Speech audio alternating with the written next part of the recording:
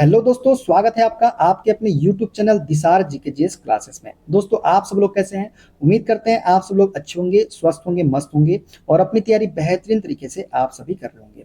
दोस्तों, हम आपके लिए लेके आ गए हैं आरआरबी एएलपी सीबीटी 2 एग्जाम के लिए इन्वायरमेंट एजुकेशन के सारे क्वेश्चन, पर्यावरण शिक्षा के जितने भी क्वेश्चन टीसीएस के द्वारा अभी तक पूछे गए हैं, सारे क्वेश्चन का सोल्यूशन हम इस वीडियो में आपको करवाने वाले हैं। दोस्तों, टीसीएस द्वारा 2024 से अब तक पूछे गए सभी प्रश्न इसमें हमने शामिल किया है। अगर आपको वीडियो अच्छा लगे तो वीडियो को लाइक कर दीजिएगा, शेयर कर दीजिएगा, कमेंट कर दीजिएगा। चैनल पे नए हैं, चैनल को सब्सक्राइब करके बेल आइकन को प्रेस कर लीजिएगा। और हमसे जुड़ने के लिए और क्लास की अपडेट के लिए और इसकी पीडीएफ फाइल के लिए आप हमारा टेलीग्राम चैनल ज्वाइन कर सकते हैं। टेलीग्राम चैनल का लिंक मैंने डिस्क्रिप्शन बॉक्स में आपको दे दिया है। तो चलिए दोस्तों, देर ना करते हुए स्टार्ट करते हैं आज का अपना सेशन और देखते हैं इन्वायरमेंट एजुकेशन के मोस्ट इंपॉर्टेंट क्वेश्चन जो कि आपको एएलपी सीबीटी एग्जाम में पूछे जा सकते हैं। तो चलिए स्टार्ट करते हैं आज का अपना सेशन। निम्न में से कौन सा कथन जैविक आवर्धन का वर्णन करता है? दोस्तों, कौन सा कथन है जो जैविक आवर्धन का वर्णन करता है? तो वो है हमारा उच्च पोषण स्तर पर हानिकारक पदार्थों की सांद्रता में वृद्धि होती है। यही जो है जैविक आवर्धन का वर्णन करता है। ठीक है, बात करें दोस्तों जैविक आवर्धन के बारे में, तो जैविक आवर्धन वह प्रक्रिया है जिसमें आहार श्रृंखला के माध्यम से हानिकारक रसायनों जैसे पीड़कनाशी या भारी धातुओं की सांद्रता प्रत्येक अगले उच्च पोषी स्तर पर बढ़ती जाती है। ये रसायन अजैव निम्नीकरणीय होते हैं जो जीवों के शरीर में संचित होते रहते हैं। आहार श्रृंखला में मनुष्य शीर्षस्थ स्तर पर होता है, इसलिए हमारे शरीर में ये रसायन सर्वाधिक मात्रा में पाए जाते हैं। आगे और बात किया जाए तो आहार श्रृंखला में ऊर्जा का प्रवाह एक दिशी होता है और प्रत्येक स्तर पर ऊर्जा कम होती जाती है। विकल्प सी गलत है क्योंकि ऊर्जा की मात्रा अगले स्तर पर हमेशा घटती है। 10% नियम कहते हैं इसे हम। ठीक है, विकल्प डी गलत क्यों है? क्योंकि अपघटक केवल जैव निम्नकरणीय पदार्थों का ही क्या कर सकते हैं? अपघटन कर सकते हैं। ठीक है, देखते हैं अगला क्वेश्चन। जैविक आवर्धन की परिघटना के माध्यम से निम्न में से किसमें पीड़कनाशी की सांद्रता सर्वाधिक है? तो हमको पूछा है कि पीड़कनाशी की सांद्रता सर्वाधिक किसमें होती है? तो पीड़कनाशी की सांद्रता सर्वाधिक होती है किसमें? सांप में। किसमें होती है? सांप में होती है। दोस्तों, दी गई आहार श्रृंखला का क्रम है घास जो कि उत्पादक है, टिड्डा जो है ये प्राथमिक उपभोक्ता है, मेंढक जो है द्वितीयक उपभोक्ता है, सांप जो है तृतीयक उपभोक्ता है। जैविक आवर्धन के नियम के अनुसार जो जीव आहार श्रृंखला में सबसे उच्चतम पोषी स्तर पर होता है उसमें रसायनों की सांद्रता सबसे अधिक होती है। यहाँ सांप सर्वोच्च स्तर पर है, इसलिए इसमें पीड़कनाशी की मात्रा क्या होगी? सर्वाधिक होगी। ठीक है दोस्तों, पीड़कनाशी जैसे रसायन मिट्टी और जल से पौधों द्वारा अवशोषित किए जाते हैं। घास सबसे निचले स्तर पर है, इसलिए इसमें सांद्रता सबसे कम होगी। ठीक है, देखते हैं अगला क्वेश्चन। जैविक आवर्धन द्वारा पीड़कनाशियों की अधिकतम सांद्रता किस पोषण स्तर में पाई जाती है? तो पीड़कनाशियों की अधिकतम सांद्रता किसमें पाई जाती है? तो तृतीयक उपभोक्ता में पाई जाती है। उससे कम द्वितीयक उपभोक्ता में, उससे कम प्राथमिक उपभोक्ता में और सबसे कम उत्पादक में पाई जाती है। तो अधिकतम सांद्रता किसमें? तृतीयक उपभोक्ता में पाई जाती है। ठीक है, क्लियर? आगे बढ़े, आगे बढ़ते हैं। ये भी आप याद रखिए, उत्पादक होते हैं जो ये प्रथम पोषी स्तर के अंतर्गत आते हैं। प्राथमिक उपभोक्ता द्वितीय पोषी के अंतर्गत आते हैं। द्वितीय उपभोक्ता तृतीय पोषी स्तर के अंतर्गत और तृतीय उपभोक्ता चतुर्थ पोषी स्तर के अंतर्गत आते हैं। ठीक है, देखते हैं अगला क्वेश्चन। निम्न में से कौन सा जीव डीडीटी की अधिकतम सांद्रता संचित करेगा? बताइए, डीडीटी की अधिकतम सांद्रता संचित कौन करेगा? तो वो करेगा हमारा मानव। क्या करेगा? मानव करेगा। दोस्तों, डीडीटी एक अत्यंत हानिकारक अजैव निम्नीकरणीय पीड़कनाशी है। मानव विभिन्न आहार श्रृंखलाओं का हिस्सा होता है और सामान्यतः शीर्ष उपभोक्ता के रूप में कार्य करता है। आहार श्रृंखला के शीर्ष पर स्थित होने के कारण मानव शरीर में इन हानिकारक रसायनों की संचित होने वाली मात्रा सबसे अधिक होती है। चूंकि डीडीटी का प्राकृतिक अपघटन नहीं होता, ये शरीर के वसा ऊतकों में जमा हो जाते हैं। इसी कारण कई देशों में डीडीटी के कृषि उपयोग पर प्रतिबंध लगा दिया गया है। ठीक है, देखते हैं अगला क्वेश्चन। निम्न में से कौन सा पोषण स्तर तृतीयक उपभोक्ताओं द्वारा आच्छादित है? तो दोस्तों, तृतीयक उपभोक्ताओं के द्वारा आच्छादित जो स्तर है वो है हमारा कौन सा? चौथा पोषण स्तर। कौन सा स्तर? चौथा पोषण स्तर। अभी हमने आपको स्टार्टिंग में ही बताया था। ठीक है, देखते हैं अगला क्वेश्चन। निम्न में से किस पदार्थ में जैविक आवर्धन की परिघटना में योगदान देने की उच्च संभावना होती है? दोस्तों, जैविक आवर्धन की परिघटना में योगदान देने की उच्च संभावना होती है किसकी? पीड़कनाशी की। किसकी? पीड़कनाशी की। ठीक है दोस्तों, जैविक आवर्धन जो है केवल उन पदार्थों के कारण होता है जो अजैव निम्नीकरणीय होते हैं। पीड़कनाशी की बात करें तो सूक्ष्म जीवों द्वारा सरल पदार्थों में नहीं तोड़े जा सकते, इसलिए ये आहार श्रृंखला में जमा होते रहते हैं। नीम की छाल, संतरे का छिलका और गुलाब दल ये जैव निम्नीकरणीय है जो प्रकृति में अपघटित हो जाते हैं। दोस्तों, जैव निम्नीकरणीय पदार्थ वे होते हैं जो जैविक प्रक्रम द्वारा तोड़े जा सकते हैं, और अजैव निम्नीकृत पदार्थ पर्यावरण में लंबे समय तक बने रहकर पारिस्थितिक तंत्र को हानि पहुंचाते हैं। ठीक है, आगे बढ़ते हैं। एक खाद्य श्रृंखला घास, टिड्डा, मेंढक, सांप, बाज से शुरू होती है। बाज में अजैव निम्नीकरणीय पीड़कनाशियों की कितनी सांद्रता अपेक्षित है? दोस्तों, बाज जो होगा उसमें जो सांद्रता होगी वो कितनी होगी? पीड़कनाशियों की उच्चतम सांद्रता होगी, क्योंकि ये शीर्ष स्तर पे आ जाएगा। कौन सा? बाज। तो पीड़कनाशी की उच्चतम सांद्रता ऑप्शन नंबर ए वाला इसका करेक्ट आंसर हो जाएगा। ठीक है दोस्तों, दी गई खाद्य श्रृंखला में बाज अंतिम और शीर्ष उपभोक्ता है। जैविक आवर्धन के सिद्धांत के अनुसार रसायनों की सांद्रता प्रत्येक उच्च पोषी स्तर पर बढ़ती है। बाज इस श्रृंखला के सबसे ऊपरी स्तर पर स्थित है, इसलिए इसमें पीड़कनाशियों की सांद्रता क्या होगी? उच्चतम होगी। ठीक है, जैसे जैसे हम श्रृंखला में आगे बढ़ते हैं तो रसायनों की सांद्रता का स्तर भी क्या होता है? बढ़ता जाता है। ठीक है, आगे बढ़ते हैं। स्वपोषी को खाद्य श्रृंखला में प्रथम पोषण स्तर पर क्यों रखा जाता है? दोस्तों, स्वपोषी को खाद्य श्रृंखला में प्रथम पोषण स्तर पर इसलिए रखा जाता है क्योंकि वे अकार्बनिक पदार्थों से भोजन बनाते हैं। क्या करते हैं? ये अकार्बनिक पदार्थों से क्या बनाते हैं? भोजन बनाते हैं। तो ऑप्शन नंबर बी वाला इसका करेक्ट आंसर हो जाएगा। दोस्तों, स्वपोषी जैसे कि हरे पौधे सौर ऊर्जा का उपयोग करके जल और कार्बन डाइऑक्साइड जैसे अकार्बनिक पदार्थों से भोजन का संश्लेषण करते हैं। ये पूरे परिस्थिति तंत्र के लिए ऊर्जा के प्राथमिक स्रोत होते हैं, इसलिए इन्हें प्रथम पोषण स्तर पर रखा जाता है। अन्य सभी जीव अपने पोषण के लिए इन्हीं पर क्या होते हैं? निर्भर होते हैं। दोस्तों, सौर ऊर्जा का केवल 1% भाग ही पौधों द्वारा खाद्य ऊर्जा में बदला जाता है, और विकल्प डी जो है अपघटकों के लिए सही है, किसके लिए? स्वपोषी के लिए सही नहीं है। विकल्प डी जो है किसके लिए सही है? अपघटकों के लिए सही है। ठीक है, देखते हैं अगला क्वेश्चन। दोस्तों, सामान्यतः किस पोषी स्तर पर जीवों की संख्या सबसे कम होती है? तो सामान्यतः वह पोषी स्तर जिस पर जीवों की संख्या सबसे कम होती है वो है हमारे तृतीयक उपभोक्ता। तृतीयक उपभोक्ता स्तर पर जीवों की संख्या क्या होती है? सबसे कम होती है। दोस्तों, ऊर्जा का प्रवाह होने पर प्रत्येक स्तर पर ऊर्जा की हानि होती है, जिससे शीर्ष स्तरों पर बहुत कम ऊर्जा बचती है। कम ऊर्जा उपलब्धता के कारण उच्चतम पोषी स्तरों जैसे कि तृतीयक उपभोक्ता पर जीवों की संख्या क्या होती है? सबसे कम होती है। इसे संख्या के पिरामिड द्वारा समझा जा सकता है, जहां उत्पादकों की संख्या सर्वाधिक होती है। दोस्तों, ऊर्जा का केवल 10% ही जो होता है ना, ये अगले स्तर तक पहुंचता है, जिसे हम बोलते हैं 10% का नियम। शीर्ष उपभोक्ताओं के पास ऊर्जा इतनी कम होती है कि वे बड़ी जनसंख्या का समर्थन नहीं कर सकते हैं। ठीक है, आगे बढ़ते हैं। एक पारिस्थितिक तंत्र में एक पोषण स्तर से दूसरे पोषण स्तर पर लगभग कितने प्रतिशत ऊर्जा स्थानांतरित होती है? तो 10% होती है, अभी हमने आपको बताया। ठीक है, इसे हम क्या बोलते हैं? 10% का नियम बोलते हैं। दोस्तों, इसे किसने बताया था 10% का नियम? तो रेमंड लिंडमैन ने बताया था 10% का नियम। ठीक है, देखते हैं अगला क्वेश्चन। निम्न में से क्या जैविक आवर्धन का कारण बन सकता है? तो जैविक आवर्धन का कारण क्या बन सकता है? हमारा पीड़कनाशी। पीड़कनाशी जो होता है ये जैविक आवर्धन का क्या बन सकता है? कारण बन सकता है। ठीक है दोस्तों, जैविक आवर्धन उन रसायनों के कारण होता है जिनका अपघटन नहीं हो सकता। पीड़कनाशी जैसे अजैव निम्नीकरणीय रसायन मिट्टी और पानी के माध्यम से खाद्य श्रृंखला में प्रवेश करते हैं। सब्जियां, केले का छिलका, भूसा जो होते हैं जैव निम्नीकरणीय है, और वो मिट्टी में अपघटित हो जाते हैं, जिससे आवर्धन नहीं होता है। दोस्तों, जलीय परिस्थिति तंत्र में रसायनों की सांद्रता सूक्ष्म जीवों से बड़ी मछलियों तक कई हजार गुना बढ़ जाती है। ठीक है, देखते हैं अगला क्वेश्चन। वे पदार्थ जो बैक्टीरिया या सेप्रोफाइट्स की क्रिया द्वारा विघटित नहीं हुए हैं लेकिन भौतिक प्रक्रियाओं द्वारा किसी तरह से विघटित हो गए हैं, उन्हें कहा जाता है। दोस्तों, वे पदार्थ जो बैक्टीरिया या सेप्रोफाइट्स की क्रिया द्वारा विघटित नहीं हुए हैं लेकिन भौतिक प्रक्रियाओं द्वारा किसी तरह विघटित हो गए हैं, तो उन्हें हम बोलते हैं अजैव निम्नकरणीय। क्या बोलते हैं उसे? हम अजैव निम्नकरणीय बोलते हैं। ठीक है दोस्तों, अजैव निम्नीकरणीय पदार्थ वे होते हैं जिन्हें बैक्टीरिया या कवक जैसे अपघटक सरल पदार्थों में नहीं तोड़ सकते। ये पदार्थ लंबे समय तक वातावरण में बने रहते हैं और केवल भौतिक प्रक्रियाओं जैसे कि गर्मी हो गया, दाब हो गया, घर्षण के द्वारा ही बहुत धीरे धीरे छोटे टुकड़ों में टूट सकते हैं। प्लास्टिक, कांच और कुछ धातुएं इसके क्या है? प्रमुख उदाहरण है। दोस्तों, जैव निम्नीकरणीय पदार्थ जैविक प्रक्रम द्वारा आसानी से अपघटित हो जाते हैं, और अजैव निम्नीकरणीय पदार्थ पर्यावरण में प्रदूषण फैलाते हैं क्योंकि ये पारिस्थितिक तंत्र का हिस्सा बनकर चक्रित नहीं हो पाते हैं। ठीक है, आगे बढ़ते हैं।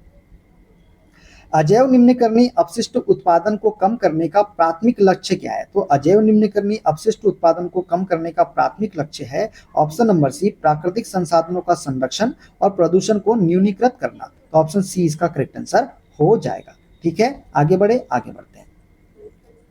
खाद्य श्रृंखला के उस संबंध को क्या कहा जाता है जिन्हें शाखन रेखाओं की एक श्रृंखला के रूप में दर्शाया जा सकता है? तो खाद्य श्रृंखला के उस संबंध को कहा जाता है जिन्हें शाखन रेखाओं की एक श्रृंखला के रूप में दर्शाया जा सकता है, तो उसे हम बोलते हैं खाद्य जाल। खाद्य जाल खाद्य श्रृंखला के उस संबंध को कहते हैं जिन्हें शाखन रेखाओं की एक श्रृंखला के रूप में दर्शाया जा सकता है। दोस्तों, प्रकृति में खाद्य श्रृंखलाएं सीधी रेखा में नहीं होती, बल्कि एक जीव कई अन्य जीवों का भक्षण कर सकता है। यह कई जीवों द्वारा खाया जा सकता है। इसके परिणाम स्वरूप खाद्य श्रृंखलाओं के बीच एक जटिल नेटवर्क बन जाता है जिसे हम खाद्य जाल कहते हैं। इसमें ऊर्जा प्रवाह के कई वैकल्पिक क्या होते हैं? पथ होते हैं। दोस्तों, खाद्य जाल परिस्थिति तंत्र की स्थिरता को बढ़ाता है। यदि एक प्रजाति कम हो जाए तो उपभोक्ता दूसरे विकल्प पर निर्भर रह सकता है। ठीक है, आगे बढ़ते हैं। खाद्य जाल विभिन्न प्रकार के डैश से मिलकर बना होता है। तो खाद्य जाल जो है ये विभिन्न प्रकार के किससे बना होता है? खाद्य श्रृंखलाओं से मिलकर बना होता है। किससे? खाद्य श्रृंखलाओं से। ठीक है, आगे बढ़ते हैं। निम्न में से क्या वन में उगते पौधों में पोषक तत्वों की आपूर्ति बनाए रखने में सहायता करता है? तो दोस्तों, ये है हमारा अपघटक। अपघटक जो है ना, ये वन में उगते पौधों में पोषक तत्वों की आपूर्ति बनाए रखने में क्या करता है? सहायता करता है।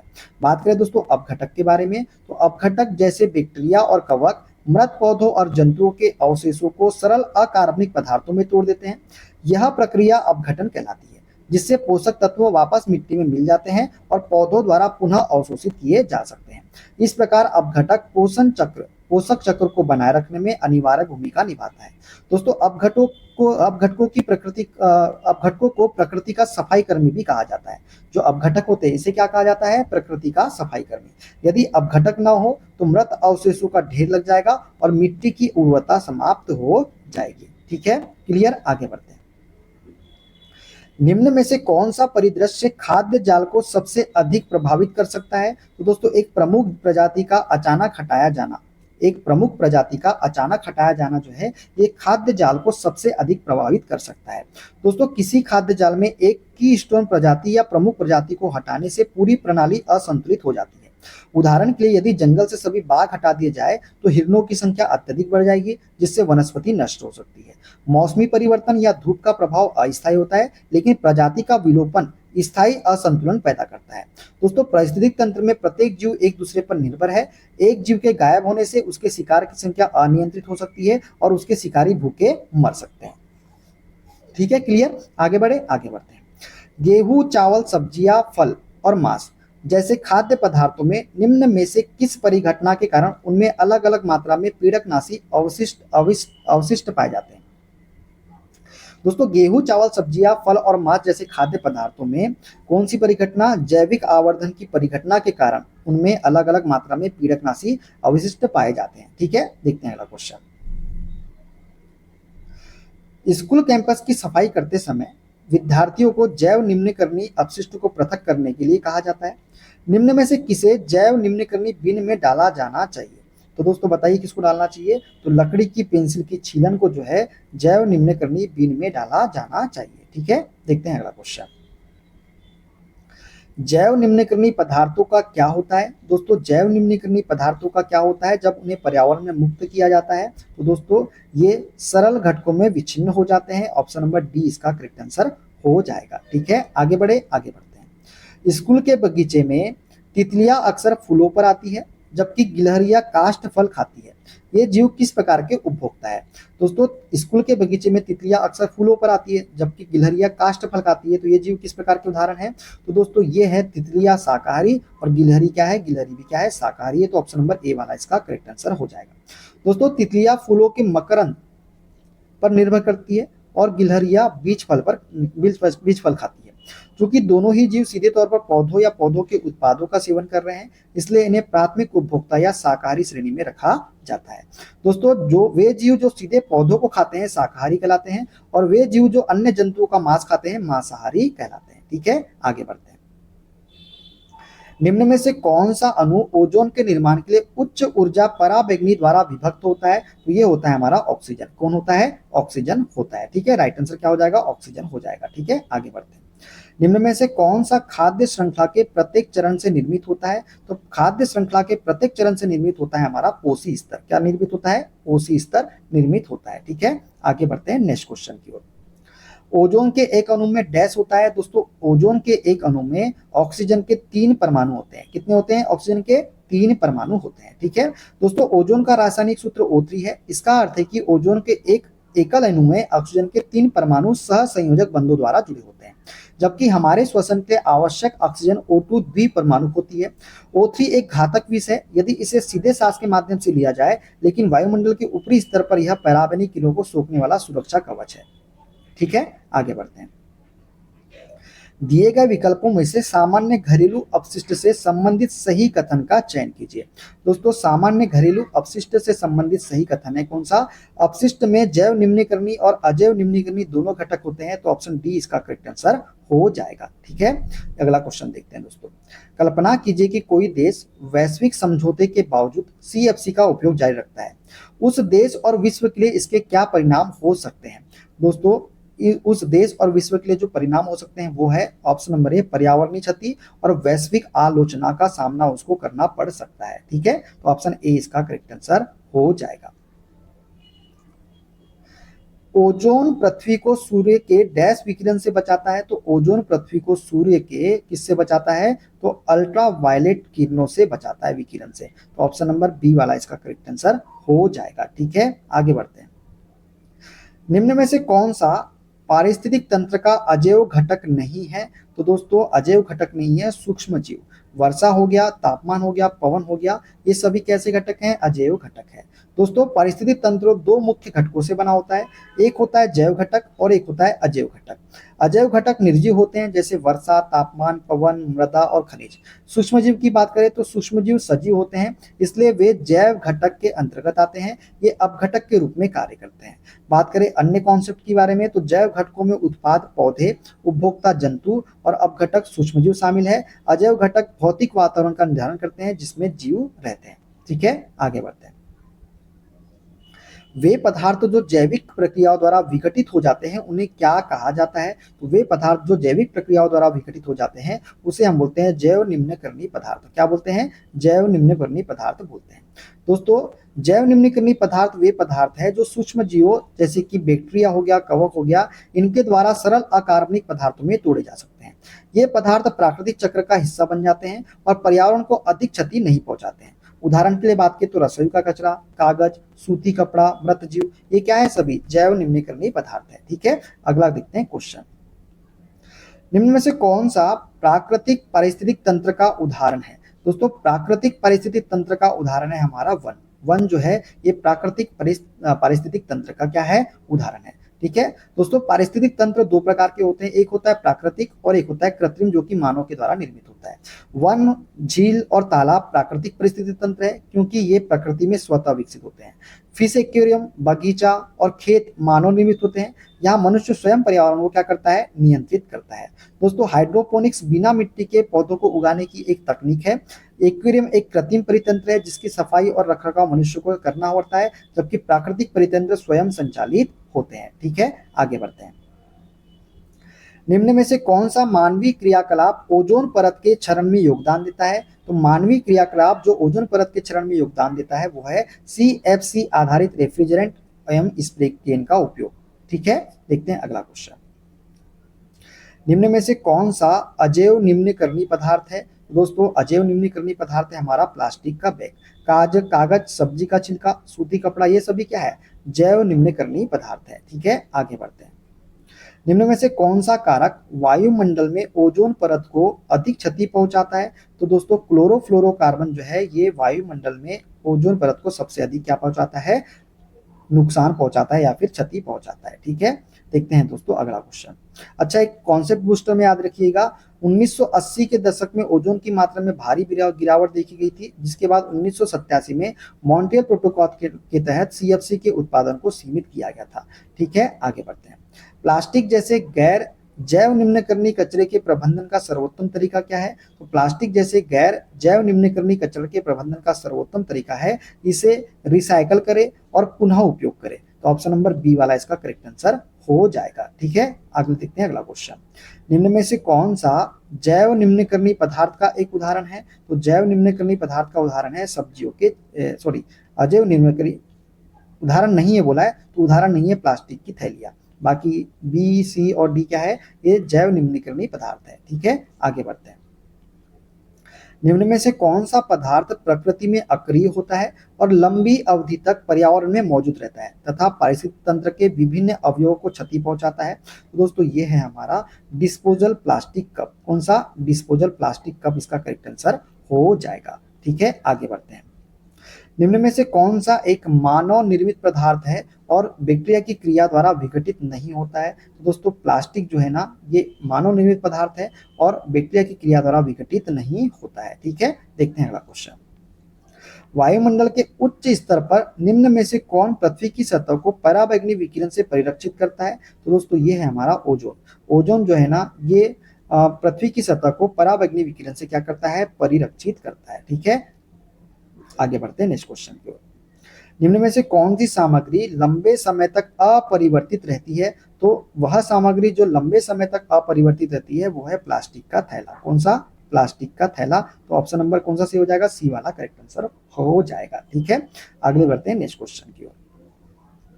मिट्टी में फेंके जाने पर निम्न में से कौन सा पदार्थ पर्यावरण में लंबे समय तक बना रहेगा?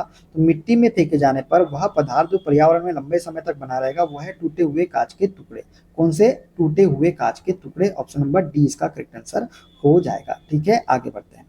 ग्रीन हाउस प्रभाव के लिए मुख्यतः कौन सी गैस उत्तरदायी है और जीवाश्म ईंधनों के दहन पर उत्पन्न होती है? तो दोस्तों कार्बन डाइऑक्साइड जो है गैस है, ये एक ग्रीन हाउस प्रभाव के लिए मुख्यतः गैस होती है, उत्तरदायी गैस होती है और जीवाश्म ईंधनों के दहन पर क्या होती है? उत्पन्न होती है।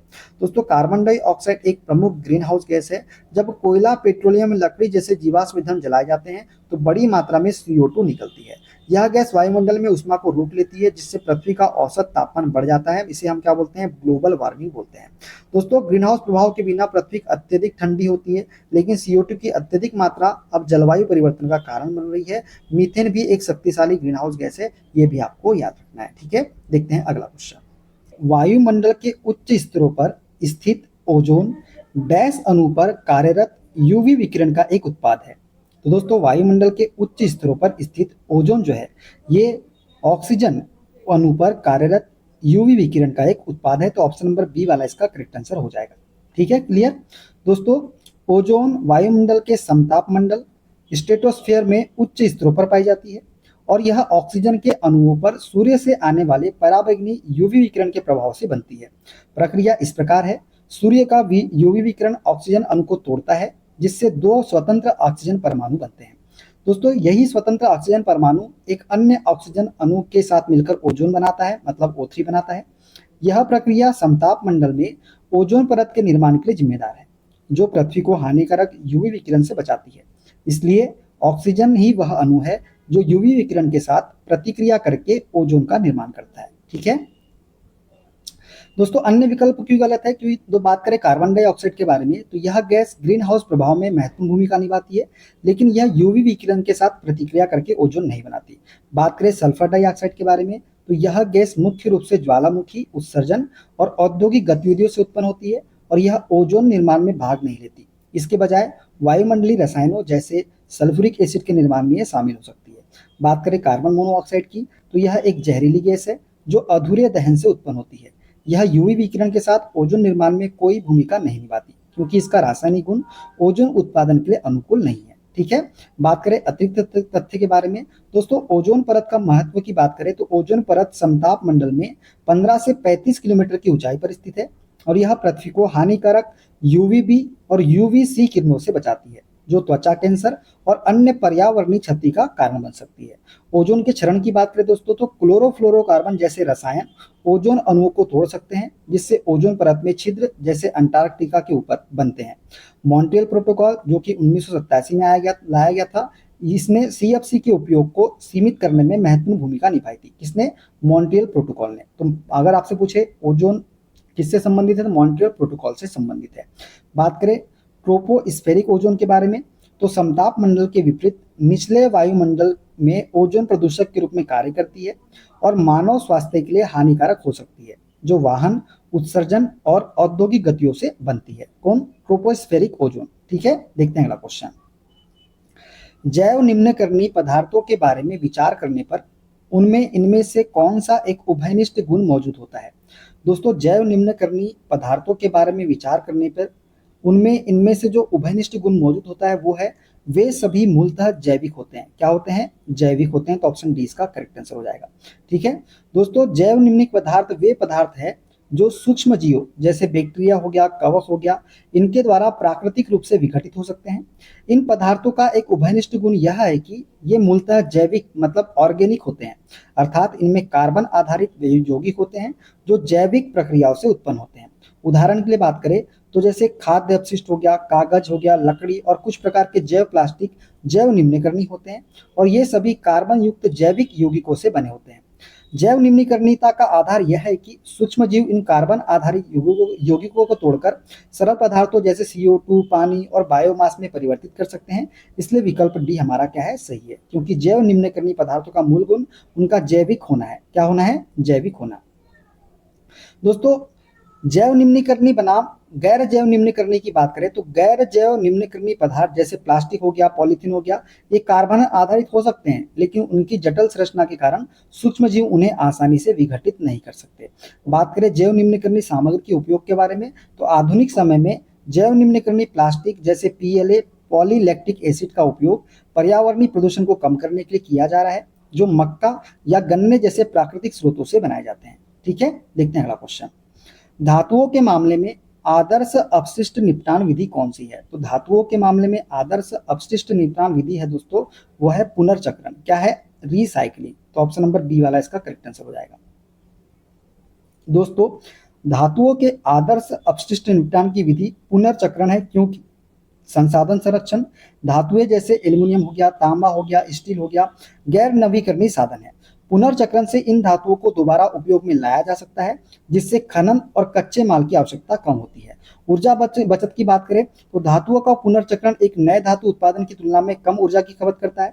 उदाहरण के लिए पुनः चक्रित एल्यूमिनियम को पिघलाने में प्राथमिक एल्यूमिनियम उत्पादन की तुलना में लगभग 95% कम ऊर्जा लगती है। पर्यावरणीय लाभ की बात करें तो पुनर्चक्रण से लैंडफिल में धातु अपशिष्ट का संचय कम होता है और खनन होने से होने वाले पर्यावरणीय क्षरण को रोका जा सकता है। आर्थिक लाभ क्या होता है? तो पुनर्चक्रित धातुओं का उपयोग उद्योगों में लागत कम करता है और यह एक स्थायी अर्थव्यवस्था को बढ़ावा देता है। इसलिए धातुओं के लिए पुनर्चक्रण सबसे प्रभावी और पर्यावरण अनुकूल अपशिष्ट निपटान विधि है। अन्य विकल्प क्यों गलत है दोस्तों?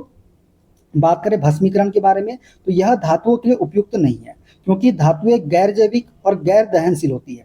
भस्मीकरण से धातुएं नष्ट नहीं होती और यह प्रक्रिया ऊर्जा की बर्बादी और पर्यावरणीय प्रदूषण जैसे विषाक्त गैसों का उत्सर्जन का कारण बन सकती है।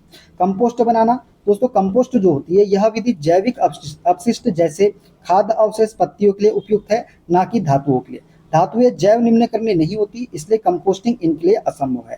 बात करें पुनः उपयोग की, रीयूजिंग की, तो हालांकि पुनः उपयोग एक अच्छी प्रथा है, यह धातु अपशिष्ट के लिए हमेशा व्यवहारिक नहीं होता।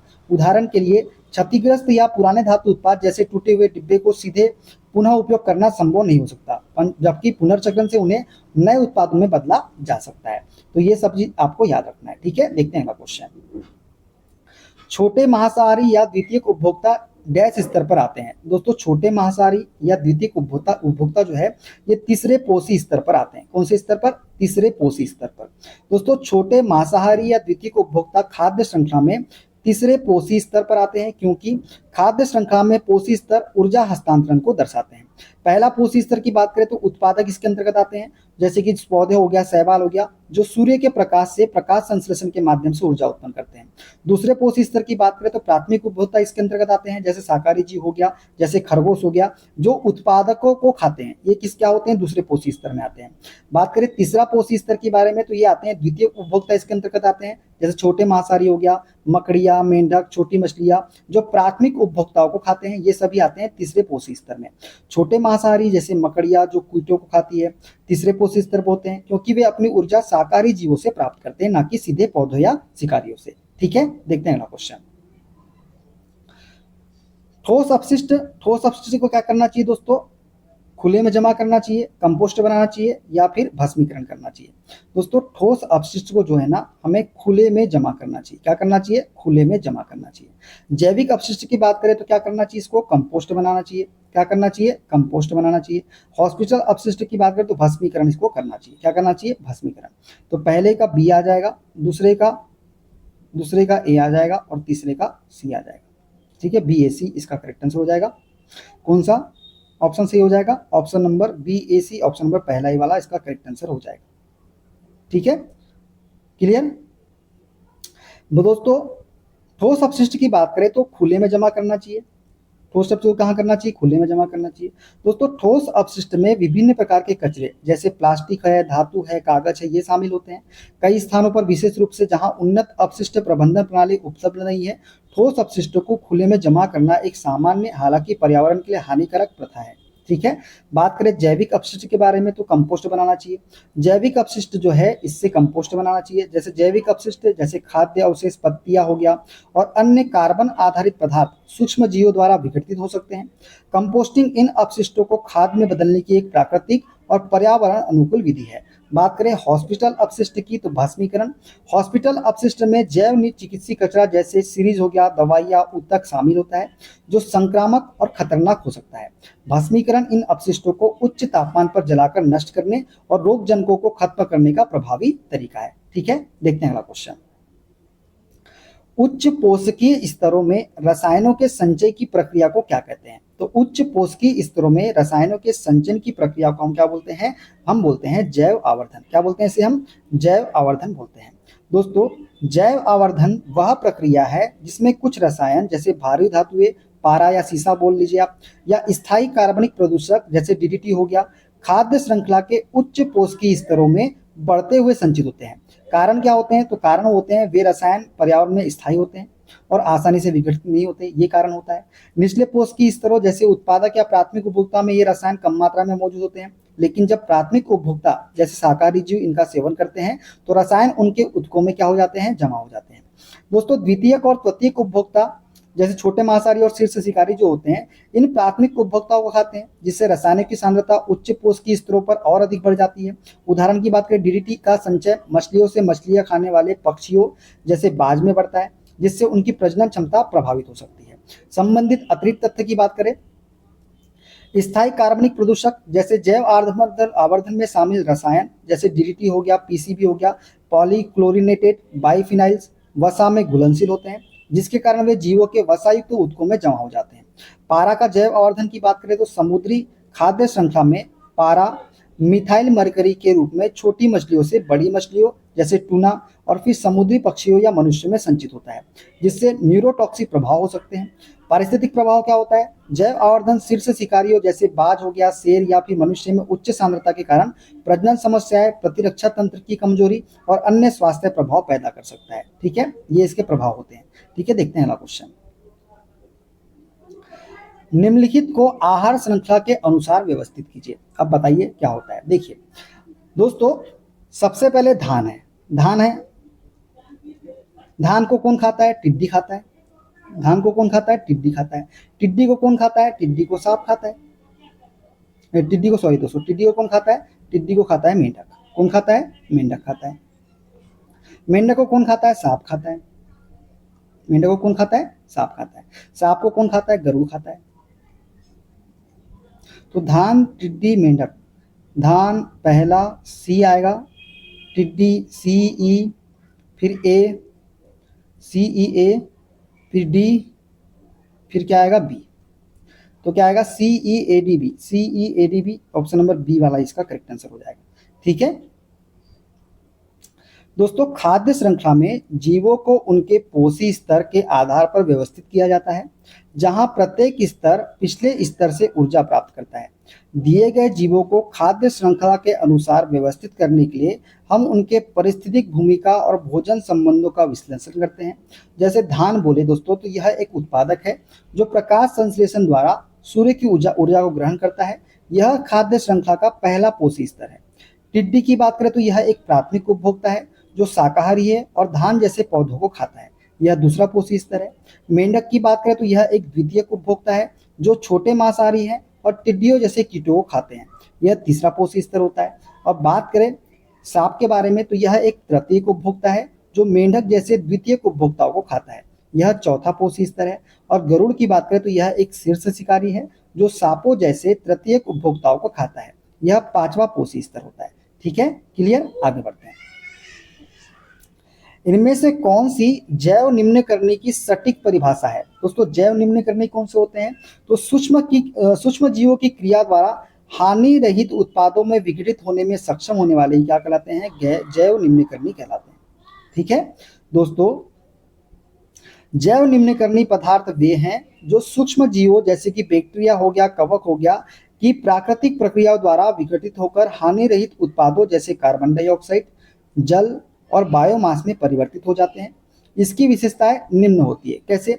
पहली, सूक्ष्मजीवी क्रिया। जैव निम्नकर्णी में सूक्ष्मजीव एंजाइमों का उपयोग करके जटिल कार्बन आधारित यौगिकों को सरल गैर विषाक्त पदार्थ में तोड़ते हैं।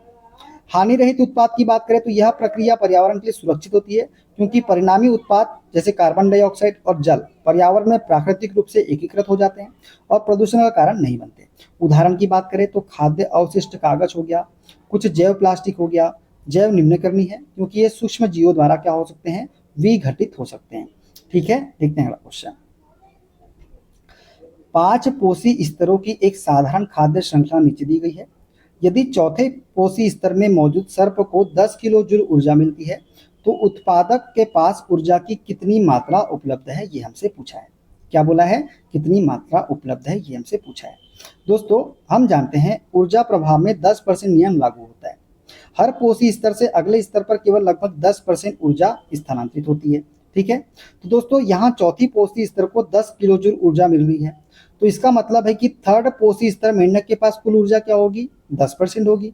तो 10 भागित 0.1 तो कितनी हो जाएगी? 100 किलो जूल हो जाएगी। कितनी हो जाएगी? 100 किलो जूल हो जाएगी। सेकेंड पोषी स्तर के पास 100 का 10%, 100 का भाग लगाइए 10% का, तो 0.1 का भाग लगाएंगे तो कितना आएगी? 1000 किलो जूल आ जाएगी। कितनी आ जाएगी? 1000 किलो जूल। उसी बार फर्स्ट पोषी स्तर घास यानी उत्पादक के पास क्या होगी? तो 1000 में फिर 10% का भाग लगा दीजिए। 10% का भाग लगाएंगे कितना निकल के आएगा? 10,000 किलो जूल निकल के आएगा। तो राइट आंसर क्या होगा इसका? हमारा ये होगा ऑप्शन नंबर ए वाला। कितना? 10,000 किलो जूल। ठीक है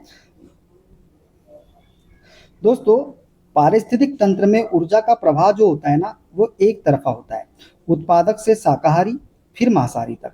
ऊर्जा पिरामिड हमेशा सीधा रहता है, चाहे किसी भी पारिस्थितिक तंत्र का उदाहरण है।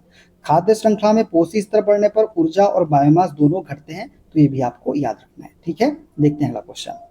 इनमें से किस अपशिष्ट वस्तु को सामान्य कचरे में नहीं फेंकना चाहिए? तो दोस्तों पुरानी बैटरियां जो होती है ना, इसे सामान्य कचरे में नहीं फेंकना चाहिए। दोस्तों बैटरियों में भारी धातुएं जैसे सीसा, कैडमियम, पारा और विषैले रसायन होते हैं। इन्हें सामान्य कचरे में डालने से ये मिट्टी और भूजल को प्रदूषित कर देते हैं। पुरानी बैटरियों को हमेशा ई वेस्ट या हजार्ड वेस्ट कलेक्शन सिस्टम के माध्यम से निस्तारित करना चाहिए। ठीक है, बात करें तो संबंधित अतिरिक्त तथ्य के बारे में, तो भारत में ई वेस्ट मैनेजमेंट रूल 2016 लागू है, जिनके तहत बैटरियों व इलेक्ट्रॉनिक कचरे का विशेष प्रबंधन किया जाता है। एक्सटेंडेड प्रोड्यूसर रिस्पॉन्सिबिलिटी ईपीआर के तहत कंपनियां अपनी बैटरियों और इलेक्ट्रॉनिक उत्पादों के निपटान के लिए जिम्मेदार होती है। ठीक है, देखते हैं अगला क्वेश्चन। निम्न में से कौन सा पदार्थ जैविक आवर्धन दर्शाता है? तो जैविक आवर्धन दर्शाता है रासायनिक कीटनाशक। रासायनिक कीटनाशक जो है ये जैविक आवर्धन को दर्शाता है। दोस्तों जैविक आवर्धन वह प्रक्रिया है जिसमें कुछ रसायन जैसे रासायनिक कीटनाशक हो गया खाद्य श्रृंखला के उच्च पोषी स्तर में संचित होकर उनकी सांद्रता बढ़ जाती है। ये रसायन वसा में घुलनशील होते हैं और सूक्ष्म जीवों द्वारा आसानी से विघटित नहीं होते, जिससे वे उत्पादक से प्राथमिक उपभोक्ताओं और फिर शीर्ष शिकारी तक बढ़ते जाते हैं। उदाहरण की बात करें तो डीडीटी मछलियों से पक्षियों से में संचित होकर प्रजनन समस्या पैदा कर सकता है। अन्य तथ्य की बात करें तो रासायनिक कीटनाशक जैसे डीडीटी वसा में घुलनशील होने के कारण जीवों के वसायुक्त ऊतकों में जमा होते हैं। जैविक आवर्धन शीर्ष शिकारियों में विषाक्त प्रभाव जैसे न्यूरोटॉक्सिसिटी या प्रजनन हानि पैदा कर सकता है। मॉन्ट्रियल प्रोटोकॉल जैसे समझौते ने कुछ स्थायी कार्बनिक प्रदूषकों के उपयोग को प्रतिबंधित किया है। किसने? मॉन्ट्रियल प्रोटोकॉल ने। ठीक है, देखते हैं अगला क्वेश्चन। इनमें से कौन सा पारिस्थितिक तंत्र का एक अजैविक घटक है? तो दोस्तों मिट्टी जो है ये एक अजैविक घटक है। ठीक है, क्लियर। आगे बढ़ते हैं। यदि लकड़ी प्राप्त करने के लिए जंगल के बहुत से पेड़ों को काट दिया जाए तो पर्यावरण को क्या नुकसान होगा? तो दोस्तों इससे मिट्टी का अपरदन क्या होगा? निम्नीकरण होगा। इससे मिट्टी का अपरदन एवं क्या होगा? निम्नीकरण होगा, यदि हम लकड़ी प्राप्त करने के लिए जंगल के बहुत से पेड़ों को काट दिया जाए तो। ठीक है दोस्तों, पेड़ों को बड़े पैमाने पर काटने से पर्यावरण को कई तरह से नुकसान होता है, जिनमें मिट्टी का अपरदन है और निम्नीकरण प्रमुख है। मिट्टी की अपरदन की बात करें तो पेड़ों की जड़ें मिट्टी को बांधे रखती है। इन्हें काटने से मिट्टी हवा और पानी के प्रवाह से आसानी से बह जाती है, जिससे उपजाऊ ऊपरी परत नष्ट हो जाती है। मिट्टी का निम्नीकरण की बात करें तो पेड़ पोषक तत्वों के चक्र को बनाए रखते हैं। उनकी अनुपस्थिति में मिट्टी में कार्बनिक पदार्थ और पोषक तत्वों की कमी हो जाती है, जिससे मिट्टी की उर्वरता कम होती है। अन्य प्रभाव की बात करें तो वन उन्मूलन कार्बन डाइऑक्साइड अवशोषण को कम करता है, जिससे जलवायु परिवर्तन बढ़ता है और जैव विविधता का नुकसान होता है, क्योंकि कई प्रजातियां अपने आवास को खो देती है। ठीक है, देखते हैं अगला क्वेश्चन। अजैव निम्नीकरण का क्या तात्पर्य है? तो दोस्तों वे पदार्थ जो जैविक प्रक्रियाओं द्वारा विघटित नहीं होते उन्हें हम बोलते हैं अजैव निम्नीकरणीय पदार्थ। ठीक है दोस्तों, अजैव निम्नीकरणीय पदार्थ वे होते हैं जो सूक्ष्म जीवों जैसे बैक्टीरिया, कवक की जैविक प्रक्रियाओं द्वारा विघटित नहीं हो सकते। ये पदार्थ पर्यावरण में लंबे समय तक बने रहते हैं, जिससे प्रदूषण बढ़ता है। उदाहरण की बात करें तो प्लास्टिक, पॉलीथीन और कुछ सिंथेटिक रसायन जो है ये अजैव निम्नीकरणीय पदार्थ है। इनकी रासायनिक संरचना ऐसी होती है कि सूक्ष्म जीव इन्हें सरल हानि रहित पदार्थों में नहीं तोड़ पाते। ठीक है, देखते हैं अगला क्वेश्चन। यदि ओजोन की परत पतली हो जाए तो उसका क्या प्रभाव पड़ेगा? दोस्तों यदि ओजोन की परत पतली हो जाए तो त्वचा के कैंसर के मामले क्या हो जाएंगे? बढ़ने लगेंगे। तो ऑप्शन डी इसका करेक्ट आंसर हो जाएगा। ठीक है दोस्तों, बात करें ओजोन परत के बारे में तो ओजोन परत जो है ये स्ट्रेटोस्फीयर में 15 से 35 किलोमीटर की ऊंचाई पर सूर्य से आने वाली हानिकारक पराबैंगनी यूवीबी और यूवीसी किरणों को अवशोषित करती है। यदि यह परत पतली हो जाती है तो अधिक यूवी किरणें पृथ्वी की सतह तक पहुंचती है। यूवीबी किरणें त्वचा के डीएनए को नुकसान पहुंचाती है, जिससे मेलोनोमा और अन्य त्वचा कैंसर के मामले बढ़ते हैं। दोस्तों यह मानव स्वास्थ्य को प्रभावित करता है, विशेष रूप से त्वचा और आंखों जैसे कि मोतियाबिंद को। संबंधित अतिरिक्त तथ्य की बात करें तो यूवी किरणें फाइटोप्लैंक्टन जैसे समुद्री जीवों को नुकसान पहुंचाती है, जो खाद्य श्रृंखला को प्रभावित करता है। क्लोरोफ्लोरोकार्बन ओजोन परत को नष्ट करते हैं, जिसे मॉन्ट्रियल प्रोटोकॉल ने नियंत्रित किया है। किसने? मॉन्ट्रियल प्रोटोकॉल ने। ओजोन परत का पतला होना पौधों की प्रकाश संश्लेषण क्षमता को भी कम कर सकता है। ठीक है, देखते हैं अगला क्वेश्चन। एक स्वपोषी पारिस्थितिक तंत्र में से क्या अभिप्राय है? तो एक स्वपोषी पारिस्थितिक तंत्र से अभिप्राय है कार्बनिक तत्व पीढ़ी दर पीढ़ी लगभग स्थिर रहता है। ऑप्शन नंबर ए वाला इसका करेक्ट आंसर हो जाएगा। ठीक है दोस्तों, एक स्वपोषी पारिस्थितिक तंत्र वह तंत्र है जो बाहरी हस्तक्षेप के बिना अपनी संरचना और कार्य प्रणाली को लंबे समय तक बनाए रख सकता है। इसका मुख्य लक्षण यह है कि कार्बनिक तत्व जैसे पोषक तत्व हो गया, कार्बन हो गया, नाइट्रोजन हो गया, पीढ़ी दर पीढ़ी लगभग स्थिर रहते हैं। यह निम्नलिखित कारणों से होता है। पहला, पोषण चक्रण। उत्पादक सूर्य की ऊर्जा का उपयोग करके कार्बनिक पदार्थ बनाते हैं, जो उपभोक्ताओं और अपघटकों के माध्यम से चक्रित होते हैं। अपघटक मृत जीवों को विघटित कर पोषक तत्वों को मिट्टी में वापस करते हैं, जिससे स्थिरता बनी रहती है। ऊर्जा प्रवाह और संतुलन की बात करें तो सूर्य से ऊर्जा का प्रवाह और पोषक तत्वों का चक्रण सुनिश्चित करता है कि पारिस्थितिक तंत्र स्वयं को बनाए रखे। उदाहरण की बात करें तो एक प्राकृतिक वन या आर्द्र भूमि जहां पोषक तत्वों को नुकसान न्यूनतम होता है। ठीक है, बात करें संबंधित अतिरिक्त तथ्य के बारे में तो स्वपोषी तंत्र में नाइट्रोजन और कार्बन जैसे तत्वों का चक्रण बंद प्रणाली के समान होता है, जिसमें बाहरी इनपुट न्यूनतम होता है। प्राकृतिक स्वपोषी तंत्र जैसे उष्णकटिबंधीय वन जैव विविधता को बनाए रखते हैं। मानव गतिविधियां जो है पोषण चक्रों को बाधित कर स्वपोषी तंत्र को अस्थिर कर सकती है, जैसे वन उन्मूलन। ठीक है, देखते हैं अगला क्वेश्चन।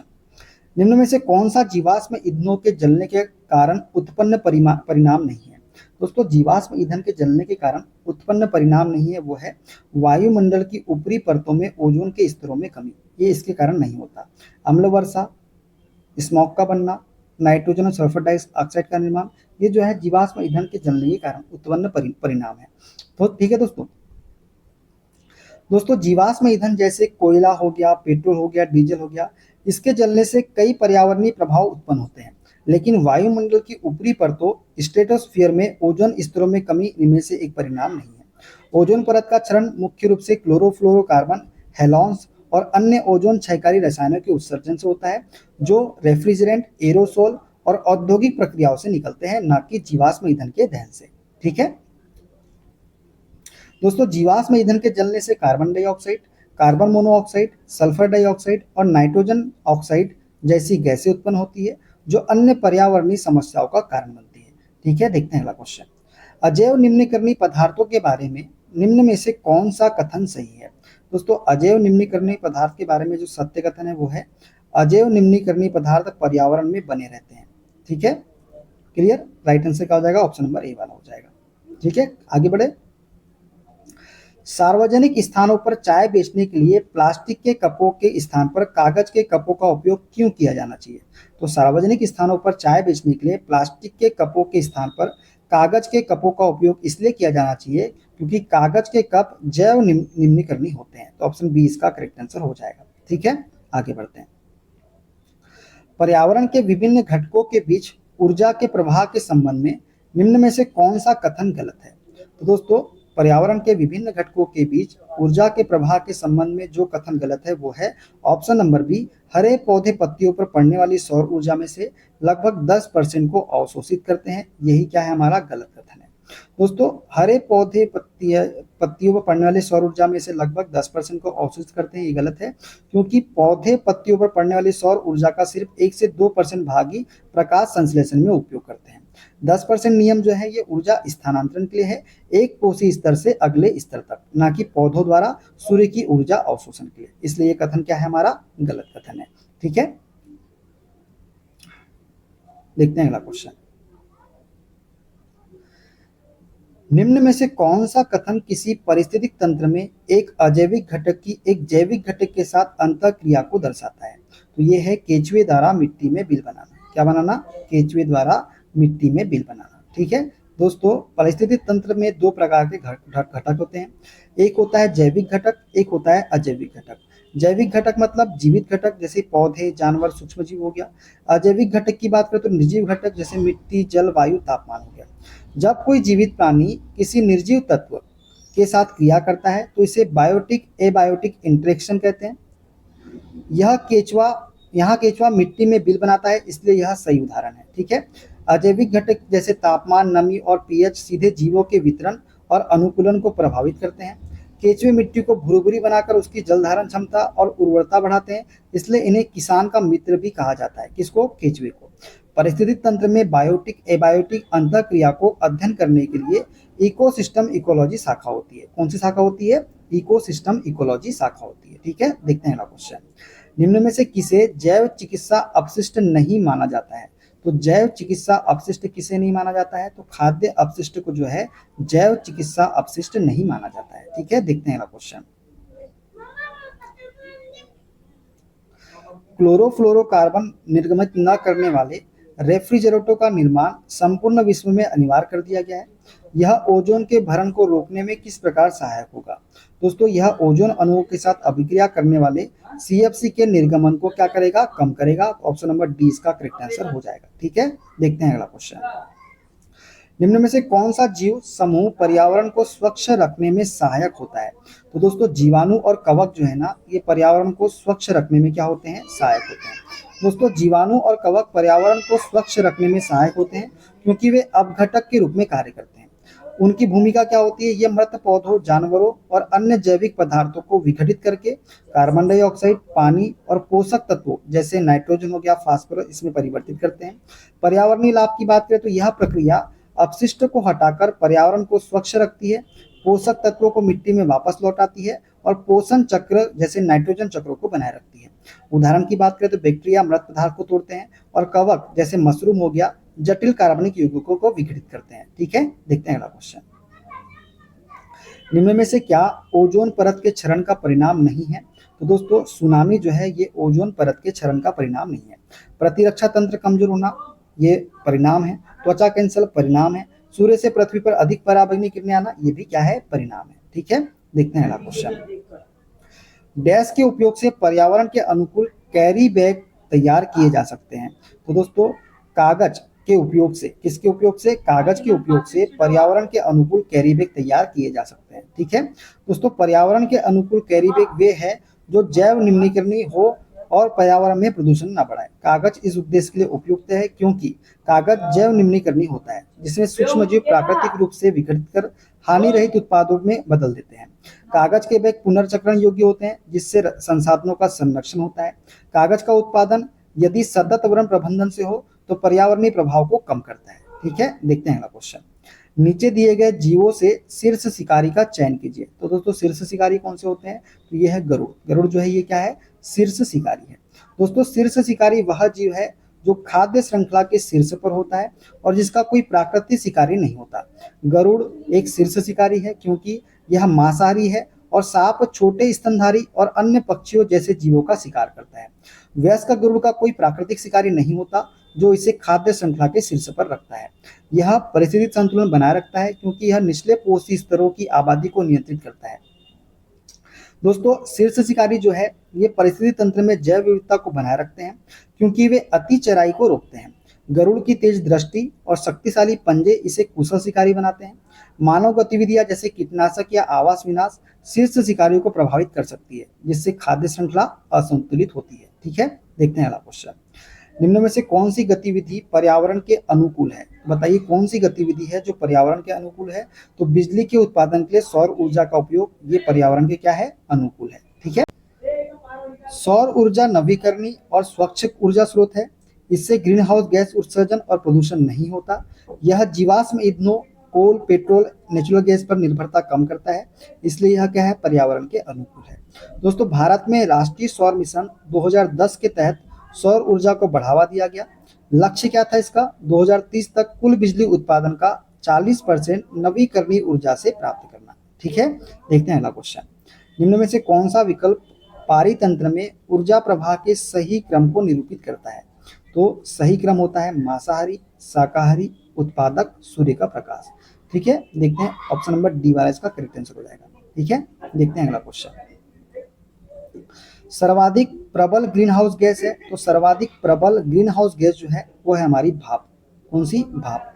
दोस्तों ग्रीन हाउस गैस है वायुमंडल में सूर्य की गर्मी को अवशोषित और रोककर ग्रीन हाउस प्रभाव पैदा करती है, जिससे पृथ्वी का तापमान बढ़ता है। भाप जो है सर्वाधिक प्रबल ग्रीन हाउस गैस है क्योंकि यह वायुमंडल में सबसे प्रचुर मात्रा में मौजूद ग्रीन हाउस गैस है, लगभग 0.4 से 4% तक। ग्रीन हाउस गैसें कई प्रकार की होती है, पर मुख्य 5 प्रमुख ग्रीन हाउस गैसें मानी जाती है। कौन कौन सी, कार्बन डाइऑक्साइड, जीवाश्म ईंधन का दहन, वनों की कटाई, मीथेन, धान के खेत, पशुओं का अपशिष्ट, जैविक अपघटन, नाइट्रस ऑक्साइड, उर्वरक का उपयोग करने से औद्योगिक क्रियाएं, ozone O3, photochemical smog, chlorofluorocarbon व अन्य फ्लोरो गैसें जैसे HFC, PFCS, SF6, refrigerator, AC और एरोसोल में इसका इस्तेमाल होता है। तो ये मुख्य होती है 5 प्रकार की गैसें। ठीक है, देखते हैं अगला क्वेश्चन। इनमें से किस समूह में सभी जैव निम्नीकरणीय पदार्थ शामिल है। तो जैव निम्नीकरणीय पदार्थ है कौन कौन से, घास, लकड़ी और संतरे के छिलके। तो ऑप्शन नंबर ए वाला इसका करेक्ट आंसर हो जाएगा। दोस्तों जैव निम्नीकरणीय पदार्थ वे होते हैं जो प्राकृतिक रूप से सूक्ष्म जीवों द्वारा विघटित हो सकते हैं। घास, लकड़ी और संतरे के छिलके आसानी से विघटित होने वाले पदार्थ है। ठीक है, देखते हैं अगला क्वेश्चन। इनमें से कौन सा अजैव निम्नीकरणीय है। तो अजैव निम्नीकरणीय कौन सा है, तो नायलॉन जो है ये अजैव निम्नीकरणीय है। ऑप्शन नंबर ए इसका करेक्ट आंसर हो जाएगा। ठीक है, आगे बढ़ते हैं। निम्न में से कौन से पदार्थ जैव निम्नीकरणीय नहीं है। तो दोस्तों कांच का बर्तन और प्लास्टिक कवर जो है ये जैव निम्नीकरणीय नहीं है। ठीक है ना। दोस्तों अगला क्वेश्चन, अजैव निम्नीकरणीय अपशिष्ट के संदर्भ में स्रोत पर पृथक्करण का क्या अभिप्राय है, ये हमसे पूछा है। तो बताइए इसका राइट आंसर क्या होगा। तो ये होगा परिवार को घरों में अजैव निम्नीकरणीय वस्तु को जैव निम्नीकरणीय वस्तु से अलग रखना चाहिए। तो ऑप्शन नंबर डी इसका करेक्ट आंसर हो जाएगा। ठीक है, आगे बढ़ते हैं। निम्न में से कौन सी क्रिया ओजोन परत की मोटाई को बढ़ाने के लिए सर्वोत्तम उपयुक्त है। तो ये है हमारी फ्लोरोइन आधारित प्रसिद्धों के उपयोग को कम करना। ऑप्शन नंबर सी इसका करेक्ट आंसर हो जाएगा। ठीक है, आगे बढ़ते हैं। इनमें से कौन सा अपशिष्ट पर्यावरण को सबसे कम क्षति पहुंचाता है। तो कागज के कप जो है ये पर्यावरण को सबसे कम क्षति पहुंचाते हैं। ठीक है, देखते हैं अगला क्वेश्चन। निम्न में से कौन सा कथन सही है? तो दोस्तों कागज जैव निम्नीकरणीय होता है, यही कथन हमारा क्या है? सही कथन है। ठीक है, देखते हैं अगला क्वेश्चन। रसोई में उत्पन्न होने वाले अजैव निम्नीकरणीय पदार्थ की पहचान कीजिए। तो रसोई में कौन कौन से उत्पन्न होते हैं अजैव निम्नीकरणीय पदार्थ? तो है दूध की थैली। कौन से? ये क्या है? अजैव निम्नीकरणीय पदार्थ है। चाय की पत्ती, सब्जियों के छिलके, पेपर बैग, ये क्या है? सभी जैव निम्नीकरणीय पदार्थ है। ठीक है, देखते हैं अगला क्वेश्चन। जैव निम्नीकरणीय अपशिष्ट के बड़े पैमाने पर उत्पादन के कुछ प्रभावों का उल्लेख नीचे किया गया है। गलत कथन का चयन कीजिए। गलत कथन का क्या करना है? चयन कीजिए। दुर्गंध देता है, लैंडफिल में भेजे जाने वाले अपशिष्ट की मात्रा बढ़ जाती है। हाँ, लैंडफिल में भेजने वाले अपशिष्ट की मात्रा बढ़ जाती है, तो यही क्या है हमारा? बड़े पैमाने पर उत्पादन के कुछ प्रभाव का उल्लेख है। तो लैंडफिल में भेजे जाने पर अपशिष्ट की मात्रा बढ़ जाती है, यही क्या है हमारा? गलत कथन है। दुर्गंध देता है, सत्य कथन है। ये भी सत्य कथन है और ये भी सत्य कथन है। ठीक है, देखते हैं अगला क्वेश्चन। उस विकल्प का चयन कीजिए जिसमें केवल जैव निम्नीकरणीय पदार्थ शामिल है। तो ये है हमारे अंडे के छिलके, कागज, बासी बिस्किट, फल, सब्जियों के छिलके, ये सभी क्या है? जैव निम्नीकरणीय पदार्थ है। ठीक है, देखते हैं अगला क्वेश्चन। हमें प्लास्टिक का उपयोग करने से बचना चाहिए क्योंकि? दोस्तों हमें प्लास्टिक का उपयोग करने से बचना चाहिए क्योंकि एंजाइम प्लास्टिक का विघटन कर पाने में अक्षम होते हैं। तो ऑप्शन नंबर बी इसका करेक्ट आंसर हो जाएगा। ठीक है, देखते हैं अगला क्वेश्चन। कीटनाशक हाली कीटनाशक हालांकि ये जैव निम्नीकरणीय होते हैं, कृषि के लिए लाभकारी और हानिकारक दोर्जा होते हैं। कीटनाशकों के संबंध में गलत विकल्प का चयन कीजिए। दोस्तों ये नाइट्रोजन चयापचय में फेरबदल करते हैं, इसलिए पौधों में प्रोटीन की मात्रा कम हो जाती है, यही क्या है हमारा? गलत कथन है। ठीक है, बाकी जितने भी कथन है बी, सी और डी वाला, ये सभी क्या है? हमारे सत्य कथन है। ठीक है, देखते हैं अगला क्वेश्चन। आज के परिदृश्य में मनुष्यों की अभिवृत्ति में हुए किस परिवर्तन ने अजैव निम्नीकरणीय अपशिष्ट के उत्पादन को कुछ हद तक कम करने में सहायता की है? तो ये है हमारा जूट के थैलों के उपयोग ने। किसने? जूट के थैलों के उपयोग ने। तो ऑप्शन नंबर डी इसका करेक्ट आंसर हो जाएगा। दोस्तों गैर बायोडिग्रेडेबल प्लास्टिक से संबंधित निम्न में से 3 कथन जानवरों, पौधों और हमारे परिवेश पर उनके प्रभाव को दर्शाते हैं। तो विषम हमको चुनना है। तो विषम है, प्लास्टिक बैग टिकाऊ कैरी बैग होते हैं, यही क्या है? हमारे विषम है। ठीक है, देखते हैं अगला क्वेश्चन। इनमें से किस अपशिष्ट को जीवाणु या अन्य मृत जीवों द्वारा विघटित नहीं किया जा सकता? तो ये है हमारा प्लास्टिक। ठीक है, देखते हैं अगला क्वेश्चन। जीवों का इनमें से कौन सा समूह मृत और क्षयकारी जीवों के विघटन में शामिल होता है? तो अपघटक जो है दोस्तों, ये मृत और क्षयकारी जीवों के विघटन में क्या होते हैं? शामिल होते हैं।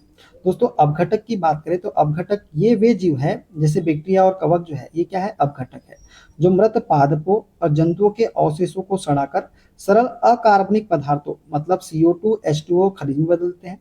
इनसे मिट्टी में पोषक तत्वों की पुनः पूर्ति होती है और खाद्य श्रृंखला व पारिस्थितिक तंत्र का संतुलन बना रहता है। ठीक है, देखते हैं अगला क्वेश्चन। बात करें उत्पादक के बारे में तो ये हरे पौधे और शैवाल जो प्रकाश संश्लेषण द्वारा भोजन बनाते हैं। उपभोक्ता कौन होते हैं? शाकाहारी, मांसाहारी आदि जो सीधे या परोक्ष रूप से उत्पादक पर निर्भर रहते हैं। अपमार्जक की बात करें तो केचुए, गिद्ध, भृंग आदि जो बड़े बड़े मृत अवशेषों को टुकड़ों में तोड़ते हैं लेकिन पूर्ण विघटन नहीं करते, ये क्या कहलाते हैं? अपमार्जक कहलाते हैं। ठीक है, देखते हैं अगला क्वेश्चन। वे पदार्थ जिन्हें जैविक प्रक्रिया द्वारा तोड़ा जा सकता है क्या कहलाते हैं? तो ये कहलाते हैं जैव निम्नीकरणीय पदार्थ। ठीक है, देखते हैं अगला क्वेश्चन। कागज के अपशिष्ट को कैसे कम किया जा सकता है? तो कागज के अपशिष्ट को कैसे कम कर सकते हैं? तो पुनर्चक्रण द्वारा और उसे जला करके और पुनः उपयोग करके। किसके द्वारा? पुनर्चक्रण के द्वारा और पुनः उपयोग करके कागज के अपशिष्टों को कम किया जा सकता है। तो दूसरा और तीसरा क्या है? सही है।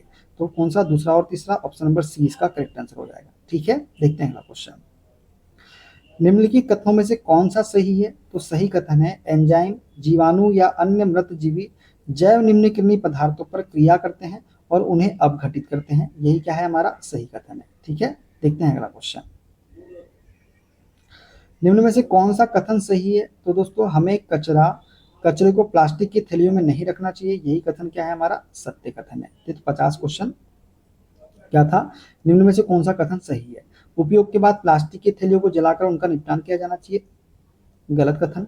जलाएंगे तो प्रदूषण होगा। दुकानदारों को कानूनन प्लास्टिक बैग का उपयोग करना अनिवार्य है, गलत बात। खाद्य पदार्थों को रखने के लिए प्लास्टिक बैग का उपयोग किया जाना चाहिए, गलत बात।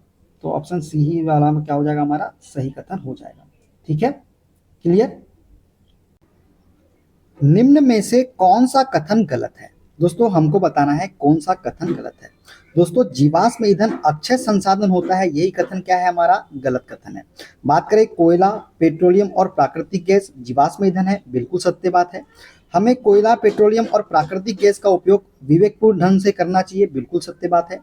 कोक, कोलतार और कोयला गैस कोयले के उत्पाद है, तो ये भी सत्य बात है। और जो गलत है वो है क्या, जीवाश्म ईंधन अक्षय संसाधन है। दोस्तों जीवाश्म ईंधन की बात करें तो जीवाश्म ईंधन जैसे कि कोयला हो गया, पेट्रोलियम हो गया, प्राकृतिक गैस हो गया, लाखों वर्षों में मृत जीव जंतुओं और पादपों के अवशेषों से बने हैं।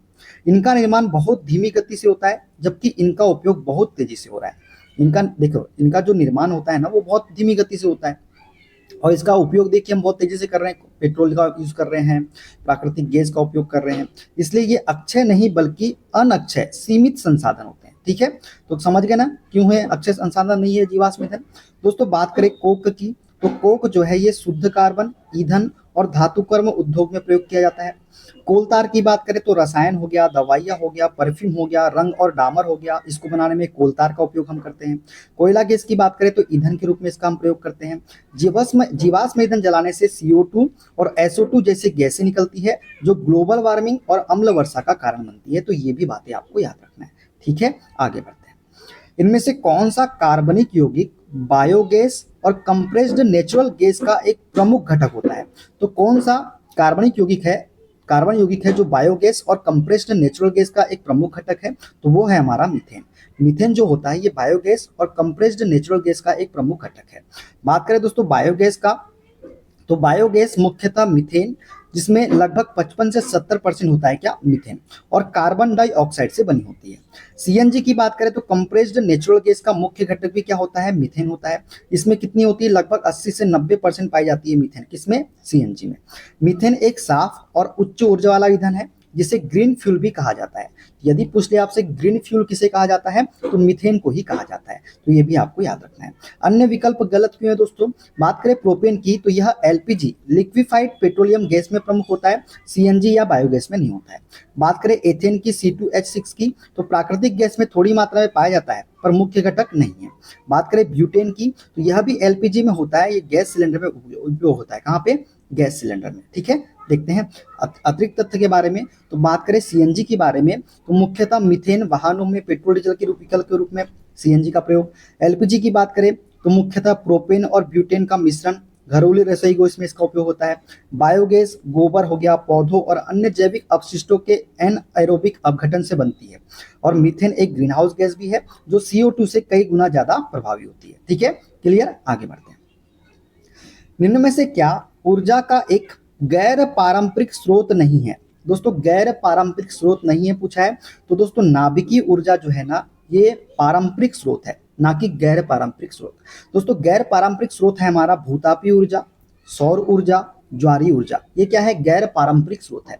और जो नाभिकीय ऊर्जा है ये क्या है, पारंपरिक स्रोत है। तो आप दोनों में कंफ्यूज मत होइएगा, दोनों को अच्छे से याद कर लीजिएगा। ठीक है दोस्तों, गैर पारंपरिक की बात करें तो गैर पारंपरिक ऊर्जा स्रोत वे होते हैं जो नवीकरणीय, पर्यावरण के अनुकूल और अपेक्षाकृत नए उपयोग में आने वाले हो। जो गैर पारंपरिक होते हैं, कैसे होते हैं, नवीकरणीय ऊर्जा स्रोत है। ठीक है, उदाहरण की बात करें तो सौर ऊर्जा हो गया, पवन ऊर्जा हो गया, ज्वारीय ऊर्जा हो गया, भूतापीय ऊर्जा हो गया, बायोगैस हो गया, ये सभी क्या है, गैर पारंपरिक स्रोत है, मतलब नवीकरणीय स्रोत है। उसी तरह बात करें नाभिकीय ऊर्जा, एक पारंपरिक मानी जाती है क्योंकि यह प्राचीन समय से 20वीं सदी से बड़े पैमाने पर विद्युत उत्पादन के लिए उपयोग में है, और इसमें परमाणु ईंधन, यूरेनियम, थोरियम जैसे अनवीकरणीय खनिज लगते हैं। अनवीकरणीय खनिज लगते हैं, ये क्या है, हमारा पारंपरिक स्रोत है, नाभिकीय ऊर्जा। ठीक है, अन्य विकल्प क्यों सही है दोस्तों? भूतापीय ऊर्जा, पृथ्वी के अंदरूनी ताप से ऊर्जा जो मिलती है वही भूतापीय ऊर्जा है। सौर ऊर्जा की बात करें तो सूरज से प्राप्त सबसे प्रमुख गैर पारंपरिक ऊर्जा स्रोत है। ज्वारीय ऊर्जा की बात करें तो समुद्र की ज्वार भाटा से ऊर्जा उत्पादन होता है इसका। ठीक है, बात करें पारंपरिक ऊर्जा स्रोत की, तो कौन कौन से होते हैं, कोयला हो गया, पेट्रोलियम हो गया, प्राकृतिक गैस हो गया, नाभिकीय ऊर्जा हो गया। गैर पारंपरिक स्रोत कौन से होते हैं, जैसे पवन हो गया, सौर हो गया, बायोगैस हो गया, ज्वारी हो गया, भूतापीय ऊर्जा, ये सभी क्या है, गैर पारंपरिक ऊर्जा स्रोत है।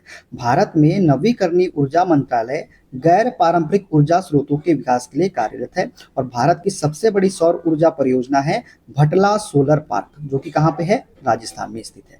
कौन सी, भटला सोलर पार्क जो है ये भारत की सबसे बड़ी सौर ऊर्जा परियोजना है, ये भी आपको याद रखना है। ठीक है, देखते हैं अगला क्वेश्चन। वह एकमात्र वस्तु क्या है जो हमें प्राकृतिक संसाधनों से नहीं बल्कि सीधे पृथ्वी के बाहर से प्राप्त होती है?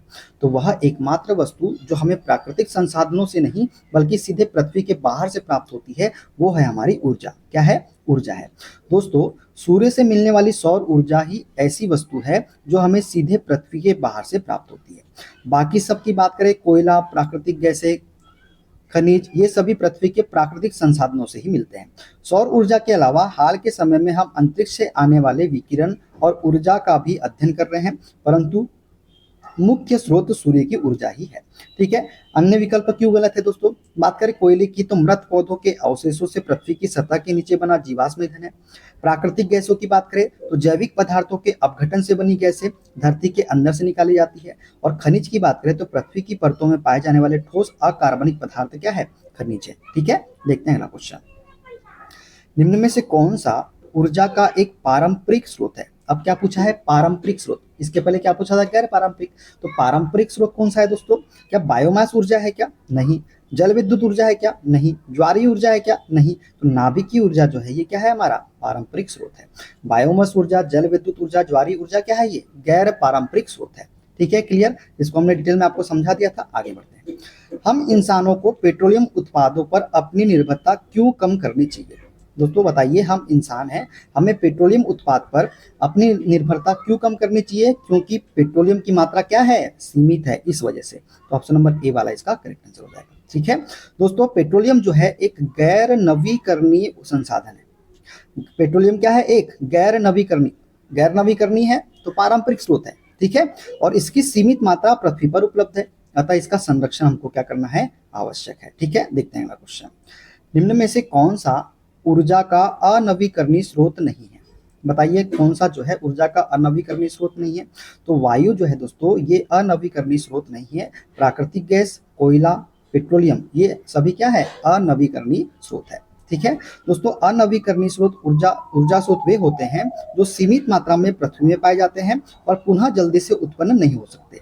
जैसे कोयला हो गया, पेट्रोलियम हो गया, प्राकृतिक गैस हो गया, ये सभी क्या है, अनवीकरणीय स्रोत है। वायु की बात करें, वायु एक नवीकरणीय स्रोत है क्योंकि यह लगातार प्राकृतिक रूप से उपलब्ध रहती है और कभी समाप्त नहीं होती है। अन्य विकल्प क्यों गलत है? प्राकृतिक गैस, जीवाश्म ईंधन सीमित मात्रा में, कोयला जो हो गया लाखों वर्षों में बना जीवाश्म ईंधन खत्म होने वाला, पेट्रोलियम हो गया मृत जीव जंतु से बना तरल, जीवाश्म ईंधन सीमित मात्रा में होता है। ठीक है, बात करें अतिरिक्त तथ्य के बारे में तो नवीकरणीय ऊर्जा स्रोत और पवन, सौर, जल विद्युत, बायोगैस, ज्वारीय, भूतापीय क्या है, नवीकरणीय ऊर्जा स्रोत है। अनवीकरणीय ऊर्जा स्रोत की बात करें तो कोयला, पेट्रोलियम, प्राकृतिक गैस, नाभिकीय ईंधन, ये यूरेनियम, थोरियम, ये सभी क्या है, अनवीकरणीय ऊर्जा स्रोत है। ठीक है, अपशिष्ट प्रबंधन करने की प्रक्रिया का पहला चरण पृथक्करण है। अपशिष्ट के विभिन्न श्रेणियों में पृथक्करण के संबंध में गलत विकल्प का चयन कीजिए। तो जो गलत विकल्प है दोस्तों ये वो है, यह लैंडफिल में ले जाने वाले अपशिष्ट की मात्रा को बढ़ा देता है। यही क्या है, हमारा गलत कथन है। तो ऑप्शन नंबर सी इसका करेक्ट आंसर हो जाएगा। ठीक है, बात करते हैं अगले क्वेश्चन के बारे में।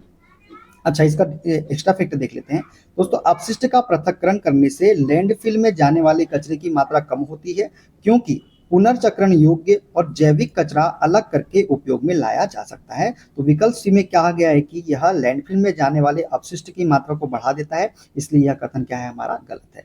बात करें अतिरिक्त तथ्य के बारे में तो अपशिष्ट प्रबंधन का पदानुक्रम, अपशिष्ट प्रबंधन का आधार 5R सिद्धांत, जो कि रिफ्यूज, रिड्यूस, रीयूज, रिपर्पस और रिसाइकल सबसे अधिक प्राथमिकता वाला चरण है। 5R सिद्धांत का इसमें प्रयोग किया जाता है। ठीक है, रिड्यूस का मतलब क्या होता है, कम करना। ठीक है, राजस्व लाभ की बात करें तो पृथक्करण से प्लास्टिक, धातु और कागज जैसी सामग्री को अलग किया जा सकता है जिन्हें बेचकर राजस्व अर्जित किया जा सकता है, जिससे निपटान की लागत भी कम हो जाती है। ठीक है, रंग कोडिंग की बात करें तो भारत में आमतौर पर गीले जैविक कचरे के लिए जो गीला और जैविक खतरा होता है ना, उसके लिए हरे डस्टबिन का उपयोग करते हैं और सूखे और पुनर्चक्रण योग्य कचरे के लिए हम नीले डब्बे का उपयोग करते हैं। तो दोनों ही चीजें आपको याद रखना है। ठीक है, गीले के लिए हरा और सूखे के लिए नीला, जिसमें हम पुनर्चक्रण योग्य कचरे रखते हैं। ठीक है ना, आगे बढ़ते हैं। रिसाइक्लिंग उत्पन्न अपशिष्ट की मात्रा को कम करने की सर्वोत्तम विधियों में से एक है। इसके कुछ लाभ नीचे दिए गए हैं। निम्न में से कौन सा रिसाइक्लिंग का एक लाभ नहीं है, ये हमसे पूछा है। यह महंगा है और इससे ऊर्जा का उपयोग होता है। यह प्रदूषण को रोकता है। यह लैंडफिल में भेजे जाने वाले अपशिष्ट को कम करता है। और चौथा ऑप्शन क्या है, यह आर्थिक रूप से लाभप्रद है क्योंकि यह रोजगार उत्पन्न करता है। तो गलत कथन जो है वो लाभ नहीं है, ऑप्शन नंबर ए वाला, यह महंगा है और इसमें ऊर्जा का उपयोग होता है। ये क्या है, इसका लाभ नहीं है। ठीक है, रिसाइकलिंग का। ठीक है, देखते हैं अगला क्वेश्चन। एक विशिष्ट कस्बे में अजैव निम्नीकरणीय अपशिष्टों के उत्पादन को कम करने के लिए 3R रिसाइकल, रीयूज और रिड्यूस का पालन किया जाना है। इन तीनों का सही क्रम क्या होगा, ये हमसे पूछा है। तो बताइए इन तीनों का जो सही क्रम है वो कौन सा है। तो सही क्रम है दोस्तों इसका option number A, reduce, reuse और रिसाइकल। क्या है, रिड्यूस, रीयूज और फिर रिसाइकल। ठीक है, देखते हैं अगला क्वेश्चन। जैसे कि उत्पन्न अपशिष्ट की मात्रा को कम करने और संसाधन के संरक्षण के लिए 3R का सही क्रम वह है जो सबसे पहले अपशिष्ट उत्पादन को रोकता है। इसलिए सही क्रम होता है रिड्यूस। रिड्यूस मतलब अपशिष्ट उत्पादन को कम करे। फिर होता है रीयूज, मतलब वस्तुओं को पुनः उपयोग करे। फिर होता है रिसाइकल, उपयोग के बाद पुनर्चक्रण करे। रिड्यूस सबसे अधिक प्राथमिकता वाला चरण होता है, ये आपको याद रखना है। ठीक है दोस्तों, रिड्यूस इसका अर्थ है खरीदारी करते समय अनावश्यक वस्तुओं को मना करना और रिफ्यूज और कम वस्तुओं का उपभोग करना, मतलब रिड्यूस। ठीक है, अब बात करें रीयूज की, तो इसका अर्थ है वस्तुओं को फेंकने के बजाय उन्हें मूल रूप में बार बार उपयोग करना, जैसे कपड़े के थैले का उपयोग। और होता है एक रिसाइकल, यह सबसे अंतिम उपाय है जहां वस्तु को प्रसंस्करण करके एक नया उत्पाद बनाया जाता है, जैसे पुराने प्लास्टिक से नया प्लास्टिक बनाना। ठीक है, देखते हैं अगला क्वेश्चन। यदि आपको किसी पारिवारिक समारोह में लगभग 150 मेहमानों को भोजन परोसना है, तो भोजन परोसने हेतु अच्छी सुविधा क्या होगी। ध्यान दें कि इसका अभिप्राय है कि व्यक्ति को खड़े रहकर अपनी प्लेट हाथ में पकड़कर भोजन करना होगा। तो क्या करेंगे अब बताइए। तो हम उपयोग करेंगे धोने योग्य केले के पत्ते और पुनः प्रयोज्य प्लास्टिक की प्लेटें। तो ऑप्शन नंबर सी वाला इसका करेक्ट आंसर हो जाएगा। ठीक है, आगे बढ़ते हैं। निम्न में से कौन सा स्थान जल संरक्षण पीठ बनाने के लिए उपयुक्त नहीं है। तो कौन सा स्थान है जो जल संरक्षण पीठ बनाने के लिए उपयुक्त नहीं है। तो यह है ऑप्शन नंबर बी, एक बड़े खुले लैंडफिल स्थल के नजदीक। तो ऑप्शन नंबर बी वाला इसका करेक्ट आंसर हो जाएगा। ठीक है दोस्तों, एक बड़े खुले लैंडफिल स्थल के नजदीक जल संरक्षण पीठ बनाना उपयुक्त नहीं है। ऐसा इसलिए है क्योंकि लैंडफिल स्थल पर मौजूद कचरे से रिसाव जल उत्पन्न होता है और यह दूषित रिसाव जल जल संरक्षण पीठ के माध्यम से भूजल को दूषित कर सकता है, जिससे गंभीर जल प्रदूषण की समस्या उत्पन्न हो सकती है। ठीक है दोस्तों, जल संरक्षण पीठ की उपयुक्तता की बात करें तो इसका मुख्य उद्देश्य स्वच्छ वर्षा जल का संग्रहण कर उसे भूजल स्तर को बढ़ाने और भूजल पुनर्भरण करने के लिए जमीन में डालना है। अन्य विकल्प एसीडी, ये सभी जल पुनर्भरण के लिए उपयुक्त स्थान हो सकते हैं जहां वर्षा का जल का संग्रहण संभव होता है। ठीक है, बात करते हैं अगला क्वेश्चन। तीव्र ग्लोबल वार्मिंग की रोकथाम करने के लिए हमें इनमें से किन प्राकृतिक संसाधनों का उपयोग विवेकपूर्ण ढंग से करना चाहिए। तो तीव्र ग्लोबल वार्मिंग की रोकथाम के लिए हमें जो है कोयला और पेट्रोलियम प्राकृतिक संसाधनों का उपयोग विवेकपूर्ण ढंग से हमको करना चाहिए। ठीक है, देखते हैं अगला क्वेश्चन। अस्पताल अपशिष्ट के निपटान की सर्वोत्तम विधि क्या है। तो अस्पताल अपशिष्ट के निपटान की सर्वोत्तम विधि है इसे रुई से धातु को अलग करना और रोगाणुरहित करना। तो ये ऑप्शन नंबर ए वाला इसका करेक्ट आंसर हो जाएगा। ठीक है, आगे बढ़ते हैं। गहरे गड्ढों में डालना, ये तो असुरक्षित विधि है। भस्मीकरण आपको पता ही होगा, भस्मीकरण क्या होता है, तो भस्मीकरण देख लीजिए।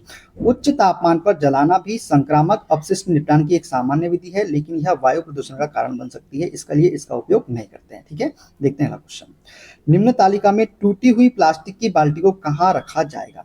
ये जो तालिका है इसमें आपको बताना है कि टूटी हुई बाल्टी को कहाँ रखा जाएगा। तो टूटी हुई बाल्टी को दोस्तों ये क्या होती है, असुरक्षित ढंग से दहन योग्य होती है, तो इसको रखा जाएगा बी या डी में। किसमें, बी या डी में रखा जाएगा। तो ऑप्शन नंबर कौन सा सही हो जाएगा, बी या डी में। ऑप्शन नंबर सी वाला इसका करेक्ट आंसर हो जाएगा। ठीक है, आगे बढ़ते हैं। अच्छा, इसको देख लेते हैं पूरा, तो इससे आपको क्लियर हो जाएगा क्यों और बी और डी में रखना है। दोस्तों, टूटी हुई प्लास्टिक की बाल्टी को सेल बी या डी में रखा जाएगा। प्लास्टिक की प्रकृति की बात करें तो प्लास्टिक जो है विशेष करके बाल्टी में प्रयुक्त कठोर प्लास्टिक आमतौर पर असुरक्षित ढंग से दहन योग्य मानी जाती है, क्योंकि इसके जलने से हानिकारक धुआं और जहरीली गैसें जैसे डाइऑक्सिन और फ्यूरॉन निकल सकती है। यह इसे असुरक्षित दहन श्रेणी में डालता है। पुनर्चक्रण की स्थिति की बात करें तो यदि प्लास्टिक बाल्टी पुनर्चक्रण योग्य है तो यह सेल बी में जाएगी। यदि प्लास्टिक बाल्टी पुनर्चक्रण योग्य नहीं है, जैसे मिश्रित प्लास्टिक या अत्यधिक गंदी, तो यह सेल डी में जाएगी। निष्कर्ष की बात करें तो बाल्टी की पुनर्चक्रण स्थिति की परवाह किए बिना इसके असुरक्षित दहन की प्रकृति के कारण इसे सेल बी या डी में रखा जाएगा। ठीक है, असुरक्षित ढंग से दहन योग्य कॉलम में। ठीक है, बात करें अतिरिक्त तथ्य की तो प्लास्टिक के वर्गीकरण की यदि बात करें तो प्लास्टिक को आमतौर पर रैंकिंग 3 पीवीसी 6 पीएस और 7 अदर जैसे प्रकारों को जहरीले उत्सर्जन के कारण दहन के लिए सबसे कम वांछनीय माना जाता है। अपशिष्ट प्रबंधन क्या है तो आधुनिक अपशिष्ट प्रबंधन में अपशिष्ट को 4 श्रेणियों में वर्गीकृत किया गया है। एक है पुनर्चक्रण योग्य, जैविक, खतरनाक और अस्वीकार। और प्लास्टिक का दहन आमतौर पर पुनर्चक्रण या लैंडफिल की तुलना में सबसे अंतिम विकल्प होता है। ठीक है, देखते हैं अगला क्वेश्चन। कौन सा कथन गलत है, ये हमसे पूछा है। बताइए कौन सा कथन गलत है इसमें से। तो जो गलत कथन है दोस्तों वो है प्राकृतिक संसाधनों का संसाधनी प्रबंधन एक आसान कार्य है। यही कथन क्या है, हमारा गलत कथन है। हमें यह स्वीकार करना चाहिए कि लोग अपने सर्वोत्तम हितों को प्राथमिकता पर रखकर कार्य करेंगे। सत्य कथन है। जीवाश्म ईंधन, कोयला, पेट्रोलियम अंततः समाप्त हो जाएंगे। सत्य कथन है। जीवाश्म ईंधन का दहन हमारे पर्यावरण को प्रदूषित करता है, इसलिए हमें इन संसाधनों का उपयोग विवेकपूर्ण ढंग से करना चाहिए। ये भी क्या है, सत्य कथन है। तो ऑप्शन सी ही क्या हो जाएगा, इसका करेक्ट आंसर हो जाएगा। ठीक है, देखते हैं अगला क्वेश्चन। खतरनाक अपशिष्ट के निपटान की सर्वोत्तम विधि क्या है। तो खतरनाक अपशिष्ट के निपटान की सर्वोत्तम विधि है हमारा कौन सी, भस्मीकरण या फिर जलाना। क्या करना, भस्मीकरण या फिर जलाना। ठीक है, देखते हैं अगला क्वेश्चन। अच्छा, भस्मीकरण तो पता चल गया कि इसमें भस्मीकरण से उत्पन्न राख का निपटान भी सावधानी से किया जाना चाहिए क्योंकि इसमें भारी धातुएं हो सकती है। कंपोस्ट बनाने की बात करें तो यह केवल जैविक या गीले अपशिष्ट के लिए उपयुक्त है। और महासागरों में सन्निक्षेपण की बात करें तो यह अब गैर कानूनी है और जलीय जीवन को गंभीर नुकसान पहुंचाता है। ठीक है, सभी आपको याद रखना है। आगे देखते हैं। जल जैसे प्राकृतिक संसाधन के संदर्भ में संरक्षण से क्या अभिप्राय है। तो संरक्षण से अभिप्राय है इसका प्रबंधन समझदारी के साथ करना। क्या करना, इसका प्रबंधन समझदारी के साथ करना संरक्षण से अभिप्राय है। दोस्तों, संरक्षण का अर्थ किसी संसाधन का उपयोग पूरी तरह से बंद करना नहीं है, बल्कि इसका अर्थ है कि दीर्घकालिक और सतत रूप से उपयोग सुनिश्चित करने के लिए समझदारी के साथ प्रबंधन करना। जल संरक्षण में इसका विवेकपूर्ण उपयोग, पुनर्चक्रण और प्रदूषण से बचाव शामिल है। दोस्तों, संरक्षण या संरक्षणवाद से अलग है। दोस्तों, संरक्षण जो है ना, ये संरक्षणवाद से अलग है, जिसका अर्थ है संसाधन को अप्रयुक्त या प्राकृतिक स्थिति में छोड़ देना। जल संरक्षण में वर्षा जल संचयन जैसी विधियां शामिल होती है। ठीक है, देखते हैं अगला क्वेश्चन। कोयला और पेट्रोलियम के संरक्षण के लिए निम्न में से क्या किया जाना चाहिए। तो कोयले और पेट्रोलियम के संरक्षण के लिए हमको क्या करना चाहिए, हमको एयर कंडीशनिंग या हीटिंग सिस्टम का अत्यधिक उपयोग नहीं करना चाहिए। ऑप्शन नंबर ए वाला इसका करेक्ट आंसर हो जाएगा। ठीक है दोस्तों, कोयले और पेट्रोलियम के संरक्षण के लिए एयर कंडीशनिंग या हीटिंग सिस्टम का अत्यधिक उपयोग नहीं करना चाहिए। इन प्रणालियों में बिजली का अत्यधिक उपयोग होता है, जो अक्सर जीवाश्म ईंधन के दहन से उत्पन्न होती है। इनके उपयोग को कम करने से ऊर्जा की बचत होती है, जिससे जीवाश्म ईंधन का संरक्षण होता है। बात करें अतिरिक्त तथ्य के बारे में तो विकल्प और बी और डी की बात करें तो ये दोनों जीवाश्म ईंधन के संरक्षण के लिए सकारात्मक कदम है, क्योंकि CFL कम बिजली का उपयोग करते हैं और सौर कुकर नवीकरणीय ऊर्जा का उपयोग करते हैं। विकल्प सी की बात करें तो सार्वजनिक परिवहन का उपयोग करना जीवाश्म ईंधन के लिए संरक्षण के लिए एक अत्यंत प्रभावी तरीका है। ठीक है, देखते हैं अगला क्वेश्चन। घरेलू और औद्योगिक ठोस अपशिष्ट के बीच मुख्य अंतर क्या है। तो घरेलू और औद्योगिक ठोस अपशिष्ट के मुख्य अंतर ये होता है कि घरेलू ठोस अपशिष्ट संरचना में कैसे होते हैं, विषम होते हैं। ऑप्शन नंबर ए इसका करेक्ट आंसर हो जाएगा। ठीक है दोस्तों, घरेलू ठोस अपशिष्ट संरचना में विषम होते हैं। इसका अर्थ है कि इसमें कई अलग अलग प्रकार की सामग्रियां होती है, जैसे कि जैविक कचरा हो गया, कागज हो गया, प्लास्टिक हो गया, कांच हो गया, धातु हो गया। जबकि औद्योगिक अपशिष्ट अक्सर एक या कुछ विशिष्ट प्रकार की सामग्री तक ही सीमित होता है। ठीक है दोस्तों, औद्योगिक अपशिष्ट बात करें तो यह प्रकृति में विषैला हो सकता है, लेकिन यह मात्रा की तुलना में संरचना में भिन्नता के कारण अधिक विशिष्ट होता है। मात्रा की बात करें तो औद्योगिक अपशिष्ट की मात्रा अक्सर घरेलू अपशिष्ट की तुलना में कैसी होती है, बहुत अधिक होती है। ठीक है, देखते हैं अगला क्वेश्चन। इनमें से किस अपशिष्ट वस्तु को सामान्य कचरे में नहीं फेंकना चाहिए। तो दोस्तों, पुरानी बैटरियां जो है इसे सामान्य कचरे में नहीं फेंकना चाहिए। ठीक है दोस्तों, पुरानी बैटरियां सामान्य कचरे में नहीं फेंकनी चाहिए। बैटरियों में जहरीली भारी धातु है, जैसे कि सीसा है, कैडमियम है और पारा होता है, जिन्हें खतरनाक अपशिष्ट माना जाता है। इनका अनुचित निपटान मृदा और जल प्रदूषण का क्या बनता है, कारण बनता है। ठीक है, देखते हैं अगला क्वेश्चन। ई कचरे की बात करें तो पुरानी बैटरियां ई कचरे के तहत आती है और इनका निपटान केवल अधिकृत पुनर्चक्रण केंद्रों के माध्यम से ही किया जाना चाहिए। 3R रीयूज की बात करें तो ABC पुराने बर्तन, फर्नीचर और जूते को फेंकने के बजाय पुनः उपयोग या मरम्मत के लिए दान किया जाना चाहिए। ठीक है, देखते हैं अगला क्वेश्चन। वर्षा जल का संचयन का प्राथमिक उद्देश्य क्या है? तो वर्षा जल संचयन का प्राथमिक उद्देश्य है वर्षा की प्रत्येक बूंद को जमीन में रिसने में सहायता करना। तो ऑप्शन डी इसका करेक्ट आंसर हो जाएगा। ठीक है, तो देखते हैं अगला क्वेश्चन। कुछ नगर पालिकाओं द्वारा विभिन्न रंगों के डस्टबिन उपलब्ध कराए जाते हैं। इसमें नीले रंग का डस्टबिन डैश एकत्र करने के लिए उपयोग किया जाता है। अभी हमने बताया था एक्स्ट्रा फिट में नीला रंग किस लिए करते हैं हम दोस्तों? नीला रंग हम करते हैं पुनः उपयोग योग्य कचरे के लिए। ठीक है, पुनः उपयोग योग्य कचरे के लिए। हरा किस लिए करते हैं? गीले या फिर जैविक कचरे के लिए। ठीक है, देखते हैं अगला क्वेश्चन। अच्छा, पीला डस्टबिन बोल दे आपको, पीला या लाल डस्टबिन पूछ ले तो भी आप याद रख लो। चिकित्सीय कचरा या बायोमेडिकल वेस्ट एकत्र करने के लिए उपयोग किया जाता है किसका? पीला या फिर लाल डस्टबिन का। ठीक है, क्लियर, आगे बढ़ते हैं। 1272 हेक्टेयर में फैले पूरी तरह क्षतिग्रस्त साल के वनों के संरक्षण में मदद के उद्देश्य में ग्रामीणों को डैश के क्षेत्र में रोजगार प्रदान किया गया था। तो दोस्तों ये किया गया था वनवर्धन के क्षेत्र में। किसके? वनवर्धन के क्षेत्र में। ठीक है दोस्तों, बुरी तरह क्षतिग्रस्त साल के वनों के संरक्षण और प्रबंधन की मदद करने के उद्देश्य से ग्रामीणों को वनवर्धन के क्षेत्र में रोजगार प्रदान किया गया था। वनवर्धन का अर्थ है वनों के विकास, संरचना और स्वास्थ्य को नियंत्रित करना, जिसमें क्षतिग्रस्त पेड़ों की जगह नए पेड़ लगाना और वन आवरण को बहाल करना शामिल है। रेशम कीट पालन की बात करें तो यह रेशम के उत्पादन से संबंधित है। पोमोकल्चर की बात करें तो यह फलों की खेती से संबंधित है। और सामुदायिक प्रबंधन की बात करें तो यह उदाहरण दर्शाता है कि सामुदायिक भागीदारी के माध्यम से ही प्राकृतिक संसाधनों का सफल संरक्षण और सतत प्रबंधन संभव है। ठीक है, देखते हैं अगला क्वेश्चन। जैव निम्नीकरणीय प्लास्टिक उद्योग निर्यात के साथ साथ मार्केटिंग के लिए भी एक नया उद्योग है। इस प्लास्टिक के कुछ लाभों का उल्लेख नीचे किया गया है। कौन सा विकल्प इसका एक लाभ नहीं है, ये हमसे पूछा है। कंपोस्ट नहीं किया जा सकता, इसका एक लाभ नहीं है। निर्माण के लिए कम ऊर्जा की खपत, ये लाभ है। पुनर्चक्रण करने में आसान, ये लाभ है। कम ग्रीन हाउस उत्सर्जन, ये भी लाभ है। तो लाभ नहीं है, ऑप्शन नंबर ए वाला ही इसका करेक्ट आंसर हो जाएगा। ठीक है दोस्तों, बात करते हैं अगले क्वेश्चन की। वन्य जीव की संख्या और प्रजातियों की कमी के कारण, वन्य जीवों की संख्या और प्रजातियों में कमी के क्या कारण है? तो वन्य जीवों की संख्या और प्रजातियों में कमी के क्या कारण होते हैं? चमड़े और मांस की मांग, ये तो कारण है। वनों की कटाई के परिणाम स्वरूप भोजन और स्थान की कमी, तो ये भी कारण है। जंतुओं को संरक्षित क्षेत्रों में रखना, नहीं, ये तो कारण नहीं है। आवासों के संरक्षण के कानून बनाना, इनका समर्थन करना, ये भी कारण नहीं है।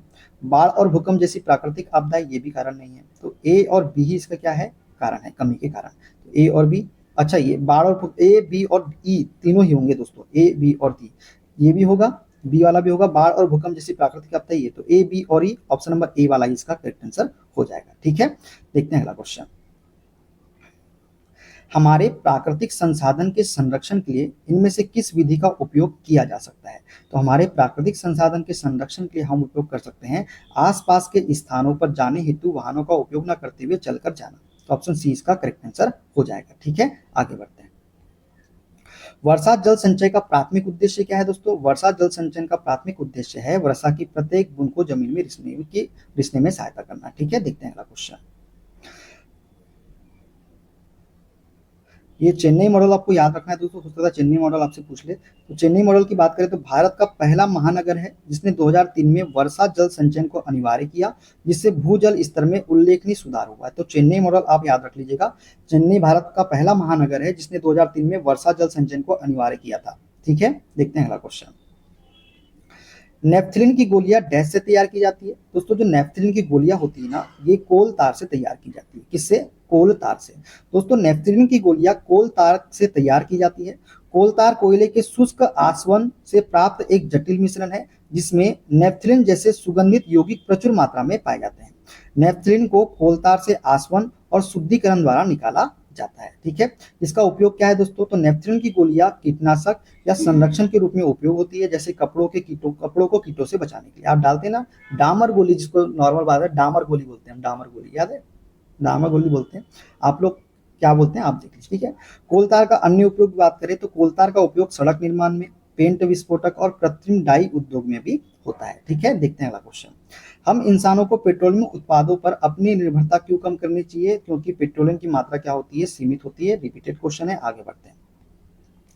कुछ नगर पालिकाओं में के द्वारा विभिन्न रंगों के डस्टबिन उपलब्ध कराए जाते हैं। इसमें नीले रंग का डस्टबिन डैश एकत्र करने के लिए उपयोग किया जाता है, तो पुनः उपयोग्य कचरा, ये भी रिपीटेड क्वेश्चन है, आगे बढ़ते हैं। ठीक है, अपशिष्ट के उत्पादन को कम करने का सर्वाधिक प्रभावी समाधान क्या है? तो अपशिष्ट के उत्पादन को कम करने का सर्वाधिक प्रभावी समाधान है मनाही, मतलब रिफ्यूज। क्या होना? रिफ्यूज करना। दोस्तों, मनाही, रिफ्यूज अपशिष्ट के उत्पादन को कम करने का सर्वाधिक प्रभावी समाधान है, क्योंकि यह अपशिष्ट को उत्पन्न होने से पहले ही रोकता है। मनाही का अर्थ है अनावश्यक वस्तुओं या अत्यधिक पैकेजिंग वाले उत्पादों को खरीदने या उपयोग करने से इंकार करना। 5R सिद्धांत क्या है दोस्तों? ये है रिफ्यूज, पहला है रिफ्यूज मनाही, रिड्यूस कम करना, रीयूज पुनः उपयोग, रिसाइकल पुनर्चक्रण, और फिर होता है रॉट या रिपेयर सड़ाना या फिर मरम्मत। यह भी प्रभावी है, लेकिन यह उत्पादन के बाद का चरण है रीयूज। ठीक है, देखते हैं अगला क्वेश्चन। प्राकृतिक संसाधनों के सतत उपयोग की दिशा में बढ़ने के लिए सरकार निम्न में से कौन सा कदम उठा सकती है? तो मेट्रो और बस सेवाओं का निर्माण, ये कदम उठा सकती है प्राकृतिक संसाधन के सतत उपयोग की दिशा में बढ़ने के लिए सरकार। ठीक है, देखते हैं अगला क्वेश्चन। गंगा नदी के कॉलीफॉर्म जीवाणु द्वारा प्रदूषित होने का मुख्य कारण क्या है? तो गंगा नदी के कॉलीफॉर्म जीवाणु द्वारा प्रदूषित होने का मुख्य कारण है अनुपचारित सीवेज का इसमें डाला जाना। क्या करना? अनउपचारित सीवेज का इसमें डाला जाना। ठीक है दोस्तों, गंगा नदी के कॉलीफॉर्म जीवाणु द्वारा प्रदूषित होने का मुख्य कारण अनुपचारित सीवेज का इसमें डाला जाना है। कॉलीफॉर्म जीवाणु मानव और पशु मल में पाए जाते हैं और जल में मल प्रदूषण का एक प्राथमिक संकेतक है। भारत के कई शहरों में सीवेज उपचार संयंत्रों की कमी या अपर्याप्तता के कारण यह समस्या बनी हुई है। ठीक है, अतिरिक्त तथ्य की बात करें तो कॉलीफॉर्म स्वयं खतरनाक नहीं होते, लेकिन इनकी उपस्थिति रोगजनक सूक्ष्म जीवों की संभावित उपस्थिति का संकेत देती है। अन्य कारक की बात करें तो कपड़े धोना, अदग्ध शवों का विसर्जन और औद्योगिक अपशिष्ट भी प्रदूषण के कारण है, लेकिन सीवेज कॉलीफॉर्म जीवाणु का सबसे बड़ा स्रोत है। ठीक है, देखते हैं अगला क्वेश्चन। निम्न में से कौन सी विधि वनों और वन्य जीव संरक्षण में सबसे कम हानिकारक है? तो ये है हमारी गैर कास्ट वन उत्पाद का संग्रह। गैर कास्ट वन उत्पाद का संग्रह जो है, ये विधि वनों और वन्य जीव के संरक्षण में सबसे कम हानिकारक होती है। ठीक है दोस्तों, गैर कास्ट वन उत्पाद का संग्रहण वनों और वन्य जीवों के संरक्षण में सबसे कम हानिकारक है। यह विधि पेड़ों को काटे बिना या वन संरचना को नष्ट किए बिना वन उत्पाद जैसे फल, शहद, औषधि पौधे, बांस एकत्र करने की अनुमति देती है, जिससे वन्य जीवों का आवास क्या रहता है? सुरक्षित रहता है। ठीक है, बात करें अतिरिक्त तथ्य के बारे में तो हानिकारक विधियां है ACOT, वनों को वृक्षारोपण में बदलना या सड़कों या बांधों का निर्माण करना, आवास विनाश और जैव विविधता को कम करने का प्रमुख कारण है। ठीक है, देखते हैं अगला क्वेश्चन। वर्जिन वनस्पति क्या है? बताइए, वर्जिन वनस्पति क्या होती है? तो वर्जिन वनस्पति वह पादप समुदाय जो मानव सहायता के बिना प्राकृतिक रूप से विकसित हुआ है और लंबे समय से मनुष्यों द्वारा छोड़ा गया है, यही क्या होती है? वर्जिन वनस्पति होती है। दोस्तों, वर्जिन वनस्पति की बात करें तो उस पादप समुदाय को संदर्भित करती है जो मानव सहायता के बिना प्राकृतिक रूप से विकसित हुआ है और लंबे समय से मनुष्यों द्वारा छोड़ा गया है। इसे प्राथमिक वनस्पति भी कहा जाता है और यह उस क्षेत्र की प्राकृतिक जलवायु और मृदा को पूरी तरह से दर्शाता है। ठीक है, अतिरिक्त तथ्य की बात करें तो क्लाइमेक्स वेजिटेशन की बात करें तो वर्जिन वनस्पति को अक्सर क्लाइमेक्स वेजिटेशन भी कहा जाता है, क्योंकि यह एक पारिस्थितिक तंत्र में विकास का अंतिम और स्थिर चरण होता है। एंडेमिक प्रजातियां जो होती है भारत में वर्जिन वनस्पति के क्षेत्रों जैसे पश्चिमी घाट के कुछ हिस्सों को अक्सर एंडेमिक या स्थानिक प्रजातियों का शरण स्थल माना जाता है। क्लियर दोस्तों? क्लियर, चलिए आगे बढ़ते हैं। निम्न में से कौन सा संधारणी कृषि का लक्ष्य नहीं है? तो संधारणी कृषि का लक्ष्य नहीं है दोस्तों, ऑप्शन नंबर सी, श्रम और प्रयास को न्यूनतम करना। ऑप्शन नंबर सी इसका करेक्ट आंसर हो जाएगा। ठीक है, आगे बढ़ते हैं नेक्स्ट क्वेश्चन की ओर। निम्नलिखित में से किस खाद्य पदार्थ में आयरन प्रचुर मात्रा में पाया जाता है? तो दोस्तों, आयरन जो है ना, ये गुड़ में प्रचुर मात्रा में पाया जाता है। किसमें? गुड़ में। दोस्तों, गुड़ में आयरन प्रचुर मात्रा में पाया जाता है, खासकर जब इसे पारंपरिक इस विधियों से बनाया जाता है, क्योंकि इसमें गन्ने के रस के साथ साथ लोहे के पात्रों से भी कुछ मात्रा में आयरन आ जाता है। यह भारत में एनीमिया को दूर करने के लिए इस्तेमाल होने वाला एक सामान्य और सस्ता खाद्य पूरक है। ठीक है, देखते हैं अगला क्वेश्चन। डैश बनाने में ईस्ट का उपयोग किया जाता है? तो बताइए, शराब बनाने के लिए हम उपयोग करते हैं किसका? ईस्ट का। दोस्तों, ईस्ट जो है विशेष रूप से इसका उपयोग शराब बनाने में किया जाता है। ईस्ट शर्करा को अवायवीय श्वसन या किण्वन की प्रक्रिया द्वारा एथेनॉल और कार्बन डाइऑक्साइड में परिवर्तित करता है। ठीक है, आगे बढ़ते हैं नेक्स्ट क्वेश्चन की ओर। नीचे दिए गए कथनों पर विचार कीजिए और सही उत्तर का चयन कीजिए। तो दो कथन दिए दोस्तों, इसको हमने देखना है और सही उत्तर हमको बताना है। भोजन को वायुरोधी कंटेनर में रखने से ऑक्सीकरण को धीमा करने में मदद मिलती है। चिप्स विनिर्माता सामान्यतः चिप्स को ऑक्सीकृत होने से बचाने के लिए चिप्स के बैग को ऑक्सीजन जैसी गैस के साथ प्लस करते हैं। नहीं, पहला तो कथन, दूसरा कथन तो गलत है, पहला कथन सत्य है हमारा, पहला कथन सत्य है, दूसरा कथन क्या है हमारा, असत्य कथन है। ठीक है, देखते हैं अगला क्वेश्चन। निम्न में से कौन सा विकल्प संतुलित आहार का एक उदाहरण है? तो संतुलित आहार का उदाहरण है रोटी, दालें और सब्जियां। ठीक है, आगे बढ़ते हैं नेक्स्ट क्वेश्चन की ओर। एकल कृषि के कुछ परिणामों का उल्लेख नीचे किया गया है, इनमें से कौन सी एकल कृषि के लाभ है? तो एकल कृषि के लाभ कौन से हैं दोस्तों? ये है सी और डी, सी और डी, ये जो है एकल कृषि के क्या है, लाभ है। इनसे उद्योगों के लिए विशिष्ट उत्पाद प्राप्त होते हैं और इससे वन विभाग के लिए राजस्व उत्पन्न होता है, यही क्या है इन दोनों के लाभ है। ठीक है, देखते हैं अगला क्वेश्चन। गर्भवती महिला के लिए सर्वोत्तम आहार क्या है? दोस्तों गर्भवती महिला के लिए सर्वोत्तम आहार होता है आहार विशेषज्ञ द्वारा निर्धारित विशेष आहार। तो ऑप्शन नंबर ए वाला इसका करेक्ट आंसर हो जाएगा। ठीक है, आगे बढ़ते हैं नेक्स्ट क्वेश्चन की ओर। हमारी भोजन संबंधित आदतों में होने वाला इनमें से कौन सा परिवर्तन हमारे पर्यावरण को सर्वाधिक प्रभावित करेगा? तो हमारे भोजन संबंधित आदतों में होने वाला वह परिवर्तन जो हमारे पर्यावरण को सर्वाधिक प्रभावित करेगा वो है मांस एवं पशु जनित उत्पादों का त्याग करना। ठीक है, देखते हैं अगला क्वेश्चन। स्थानीय परितंत्र में हरे पौधों द्वारा सौर ऊर्जा का कितना प्रतिशत ग्रहण किया जाता है? तो स्थानीय परितंत्र में हरे पौधों द्वारा सौर ऊर्जा का 1% ग्रहण किया जाता है। कितना प्रतिशत? 1%। ठीक है, देखते हैं अगला क्वेश्चन। किसी परितंत्र में कौन सा जैविक घटक सबसे अधिक संख्या में मौजूद होता है? तो किसी परितंत्र में वह घटक जो सबसे अधिक संख्या में मौजूद होता है वो होता है हमारा उत्पादक। कौन सा होता है? उत्पादक होता है। ठीक है, देखते हैं अगला क्वेश्चन।